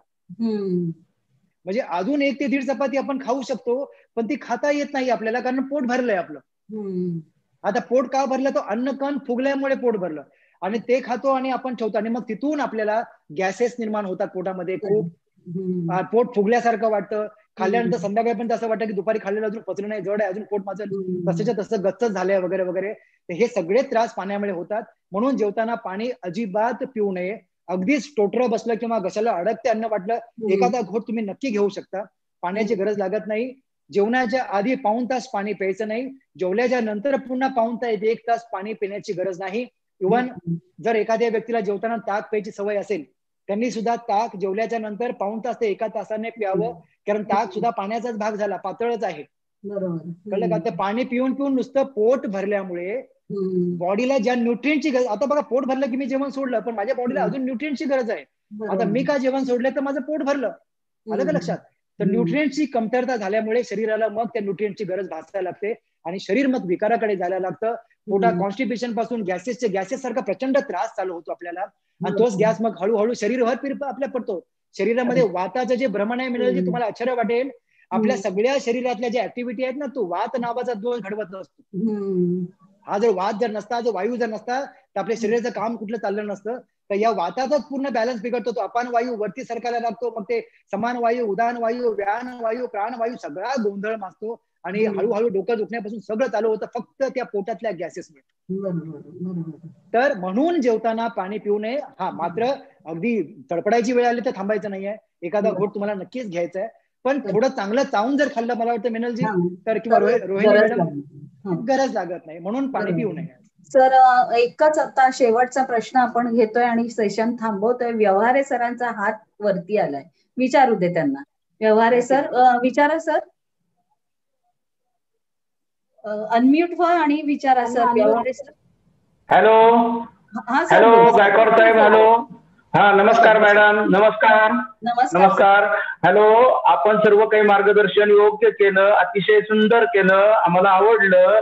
पण आता चालू जो प्रश्न आहे मॅडम, आपणाला माहितीच असेल की आता मधुमेह मुक्तीचा मार्ग आपल्याला चर्चा करण्याची जास्तीची गरज आहे आणि तो बहुतेक लोकांना आज आहे. 75% लोकांना आज मधुमेहाची बाधा आहे. त्यासाठी आपण काय सांगू शकता मॅडम? हा प्रश्न विचारा साहेबांना. ओके, धन्यवाद. धन्यवाद. आपण याच्याबद्दल मगाशी घेतलं होतं साखरेबद्दल, पण सर परत सांगतील. बोला. मधुमेहाची जी कारणं आहेत, सगळ्यात अगोदर आपण एक लक्षात घ्यायला पाहिजे की त्याला ऑटो इम्युनो डिजीज असं म्हणतात. ऑटो इम्युनो डिजीज म्हणजे का झालाय त्याचं कारणच नाही. तर याचा कुठेतरी संबंध आपल्या मानसिकतेशी येतो, याचा कुठेतरी संबंध आपल्या स्ट्रेसशी येतो. आपण नेहमी मधुमेह म्हटलं की आपण गोड खाऊ नये, त्याच्याकडेच आपला कल जास्त जातो. आता गोड खाल्ल्यामुळे जर मधुमेह झाला असता तर प्रत्येक लहान मुलाला मधुमेह व्हायला पाहिजे होता, उदाहरणार्थ. कारण लहान मुलं खूप मोठ्या प्रमाणामध्ये गोड खात असतात. तर मधुमेहाचा डायरेक्ट संबंध, कारण ऑटो इम्युनो डिजीज आहे. का होतं तर बॉडीमध्ये असे काही चेंजेस होतात आणि चेंजेस का होतात तर केवळ मानसिकतेमुळे. आताचे जे स्ट्रेसफुल जे लाईफ झालेलं आहे आपलं, या स्ट्रेसफुल लाईफमुळे हे सगळे विकार जडतात. आपल्या हातामध्ये फक्त एकच गोष्ट आहे की चिंता करू नये. आता मी इथे सांगितल्यामुळे काही कुणी चिंता सोडणार नाहीये, पण फक्त स्वतःच्या मनाला एक प्रश्न विचारायचा, चिंता करून मला काय मिळालं? चिंता एखाद्या गोष्टीचं सोल्युशन आहे का? तर चिंता कुठेतरी कमी करायचा प्रयत्न करायचा. त्यासाठी कुठेतरी थोडं मेडिटेशन किंवा प्राणायाम करायची, योगा करण्याची तुम्ही सुरुवात जर केली तर तुम्हाला डायबिटीज घाबरायची गरज नाही. आणि अन्नाबद्दल मगापासून तुम्हाला मी सगळं सांगतोय. हे जे आहार तुम्हाला मी सांगितलं की कार्बोहायड्रेटचं प्रमाण कमी. आज विवारे साहेब मला सांगायला तुम्हाला आवडेल की आज आपल्या भारतीयांच्या जेवणामध्ये 60 ते 65% कार्बोहायड्रेट्स असतात. म्हणजे एक जेवणाचं एक रुटीन ठरलंय सगळ्यांचं. एक 60 ते 65% कार्बोहायड्रेट, 20% प्रोटीन आणि 20% फॅट्स. एक अशा पद्धतीचा आपण आहार सगळे घेत असतो. पण एकदा का तुमचा बीएमआर लो झाला, एकदा का 25-30 वर्षाचे तुम्ही झालात, पुढे निघालात, की त्यावेळेला कार्बोहायड्रेटची मात्रा कुठेतरी कमी करून प्रोटीनची मात्रा वाढवायची. म्हणजे 50-55% फक्त प्रोटीन घ्यायचे, 20% फक्त कार्बोहायड्रेट वगैरे. तर असे प्रकार थोडेसे जर आपण केले तर डायबिटीजला घाबरायची गरज नाही. आज ठीक आहे की जास्त शुगर घेतल्यामुळे तो एक परिणाम होऊ शकतो, तर आपण गोडाचे पदार्थ थोडे कमी करायचे. आता गोड म्हणजे नुसती साखर नव्हे किंवा गुळ नव्हे. साखर आपल्या गहू जो आहे तोही गोडात काउंट. गोड म्हणजे कार्बोहायड्रेट. भात आहे, खोबरं आहे, सगळे प्रकार. तर कुठेतरी याचं प्रमाण जर आपल्याला अल्प करता आलं आणि बॉडीच्या जर ऍक्टिव्हिटी जर चांगल्या ठेवल्या तर मधुमेहाला घाबरायची गरज नाही. जर एखादी व्यक्ती काहीच करत नाही, मधुमेह होईपर्यंतची वाट बघते आणि मग तो मधुमेह बरा व्हावा म्हणून, तर मग मात्र मधुमेह कोणाचा लवकर बरा होत नाही. कारण मधुमेह 2 प्रकारचे असतात, एक टाईप 1 आणि टाईप 2. टाईप 2 जो आहे तो आपण सगळ्यांनी बनवलेला आहे आपल्या चुकीच्या लाईफस्टाईलमुळे. याला कोणीही जबाबदार नाही. भले वैचारिकता असेल, स्ट्रेस असला तरी तो आपण केलेला आहे. आणि टाईप 1 जो आहे तो आपल्या आई वडिलांना कोणाला असेल तर तो आपल्याकडे येतो. आता त्याला आम्ही काय करू शकत नाही. फक्त दोघातला फरक इतका की मला माहिती आहे की बाबा माझ्या आईला डायबिटीज आहे, मला भविष्यात होऊ शकतो, तर त्याचं प्रिकॉशन मी आधीपासून घेऊ शकतो. पण ज्याच्या घरामध्ये डायबिटीजची हिस्ट्रीच नाही आहे, तो निवांत बिंदास खाऊन पिऊन सगळं मस्त आहे, आणि मग डायबिटीज झाला की मग त्याची ओरड चालू होते. तर स्ट्रेस आणि खाण्यातलं प्रमाण आणि रेग्युलर व्यायाम या 3 गोष्टी जर सांभाळल्या तर डायबिटीजची अजिबात काळजी करायची नाही. गरज नाही. डायबिटीज झाल्या का होऊ नये म्हणून डायबिटीज तुमच्या जवळ येणार नाही. बरोबर. सर धन्यवाद. खूप सुंदर माहिती आपण सांगितली आणि आपण बरेचसे प्रश्न कव्हर करण्याचा प्रयत्न केला आहे. अजूनही बऱ्याच लोकांमध्ये मनामध्ये काही शंका असेल तर त्या शंका असतील तर आपण त्या घेणार आहोत. पण याच्या पुढे सुद्धा आपण पालकांसाठी, विद्यार्थ्यांसाठी किंवा आपण रिटायर झालेले सेवानिवृत्त जे शिक्षक आहेत त्यांच्यासाठी आपण काही सेशन्स ठेवणार आहोत. आणि जर शिक्षकांची मागणी असेल तर शिक्षकांसाठी सुद्धा आपण आणखीन एखादं सेशन ठेवूया. पण आजच्या सेशन मध्ये आपण बरेचसे प्रश्न इथे कव्हर केलेले आहेत. आपण खास शिक्षकांसाठीच या ठिकाणी काम केलेलं होतं. हे जर देशाचं भविष्य घडवण्याची जबाबदारी ज्याच्यावर आहे अशा शिक्षकांचं मानसिक आणि शारीरिक आरोग्य कसं आहे याकडे आपण खरं तर लक्षच देत नाही, इतरही कोणी लक्ष देत नाही. पण आजच्या या सत्रानंतर आपल्याला कळलं असेल की आपणच आपली काळजी घेतली पाहिजे आणि बऱ्याचशा गोष्टी या आहाराशी निगडित आहे. व्यायाम केला पाहिजे रेग्युलर, तुमचा आहार व्यवस्थित असला पाहिजे, प्रथिनांचं या ठिकाणी प्रमाण व्यवस्थित असलं पाहिजे. तेव्हा आपल्या आहारामध्ये आणि आपल्या व्यायामाकडे या सगळ्या गोष्टींचा जर विचार केला तर नक्कीच आपल्याला भेडसावणाऱ्या या समस्यांपासून काही प्रमाणात तरी आपण मुक्त हो. तेव्हा मी सरांचे या ठिकाणी खूप खूप आभार मानते आपल्या सर्वांतर्फे आणि इकडे आपला कार्यक्रम संपवतो. दुसरे एक मला अनेक शिक्षकांनी मला विनंती केली होती की एखादं प्रमाणपत्र जर आम्हाला मिळालं तर बरं होईल म्हणून. तर मला असं वाटतं की त्यांना आपल्याला सांगावं लागेल की प्रमाणपत्र ज्यांना हवंय त्यांनी आपल्या व्हॉट्सअपवरती आम्हाला सांगावं. त्याचे काही मायनर शुल्क त्याचे असतील, कारण सगळा भाग हा खर्चिकच होतो. तर काही म्हणाले की त्याचे शुल्क असेल ते आम्ही द्यायला तयार आहोत. असे 2-3 फोन मला झाले होते. तर मला असं वाटतं की कोणाला हवं असेल तर तुम्ही त्यांच्याशी तसं बोलू शकता. हो, फोन नंबर दिलेला आहे सरांचा तिकडे, तर त्याप्रमाणे तुम्ही कळवा. म्हणजे 2 नंबर तुम्हाला तिकडे दिलेले आहेत. प्रमाणपत्राची ज्यांना आवश्यकता आहे त्यांनी तिथे सांगितलं तरी चालेल. धन्यवाद सर. गायत्री मॅडम धन्यवाद. आणि सगळे इथे उपस्थित शिक्षक आहेत त्या सगळ्या शिक्षकांचे आणि इतरही त्यांचे कोणी नातेवाईक असतील सगळ्यांचे खूप खूप मनापासून आभार. आणि परत आमच्या या सत्राला नक्की भेट द्या. लवकरच दुसरं सत्र घेऊन येणार आहोत. धन्यवाद.